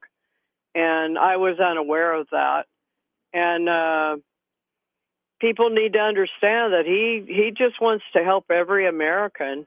He just wants the illegals out of the country. I don't think and Jesse's... I wonder about Barack Obama. Is he trying to help Newsom run for president? Doesn't want the lady? I got the impression the former VP. Is that what's going on there? I got the impression talking negatively about California is not helping Newsom. I don't think so. And I thought he was talking. I thought you were saying he was talking positively. Oh about no, it. he was talking negatively. It was Obama's Newsom's spokesman, Tara Gallegos, that came out and said the governor agrees with Obama, in trying to spin it. Okay, that's how I got confused on that. Yeah, well, she spun it to say, well, we agree with Obama, and that's why we have these great numbers. And then these numbers just pop out of nowhere, and they don't make sense. And I looked at the actual records, and it's not true. They didn't have a 9% decrease. Tell me a Democrat who said anything true in the last 15 years. There's Any major Democrat. Well, the senator out of Pennsylvania. Yes, and he has. He's probably the only one. Yeah. But he also still does a lot of. He votes. He votes left. He does. Yeah, he doesn't vote right. He talks a good game. That's what some do. But it's just I just don't see much good coming from that party. And so. And then there's like that Ford, Spamberger lady. The Ford guy that's on The View. I mean, not on The View, but The 5. I know a lot of people like him. I don't. I think he talks nicely, but every time his message is Democrat-sided. He talks logic instead of all emotion, and I like that about him. I'm not going to agree with his politics, but I agree with his demeanor, and I agree Well, that's what I mean. People are going by his demeanor. I'm going by what he says. Well, he doesn't have a politic line that I'm going to agree with, but he doesn't act like a jerk. I got to run. I'm out of time. No problem. Thank Bye. you, ma'am. I'll be back tomorrow. AM 560 KBLU.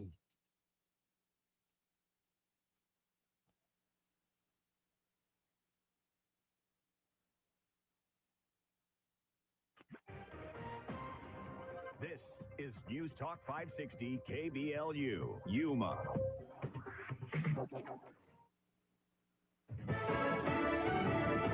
He elevated the voices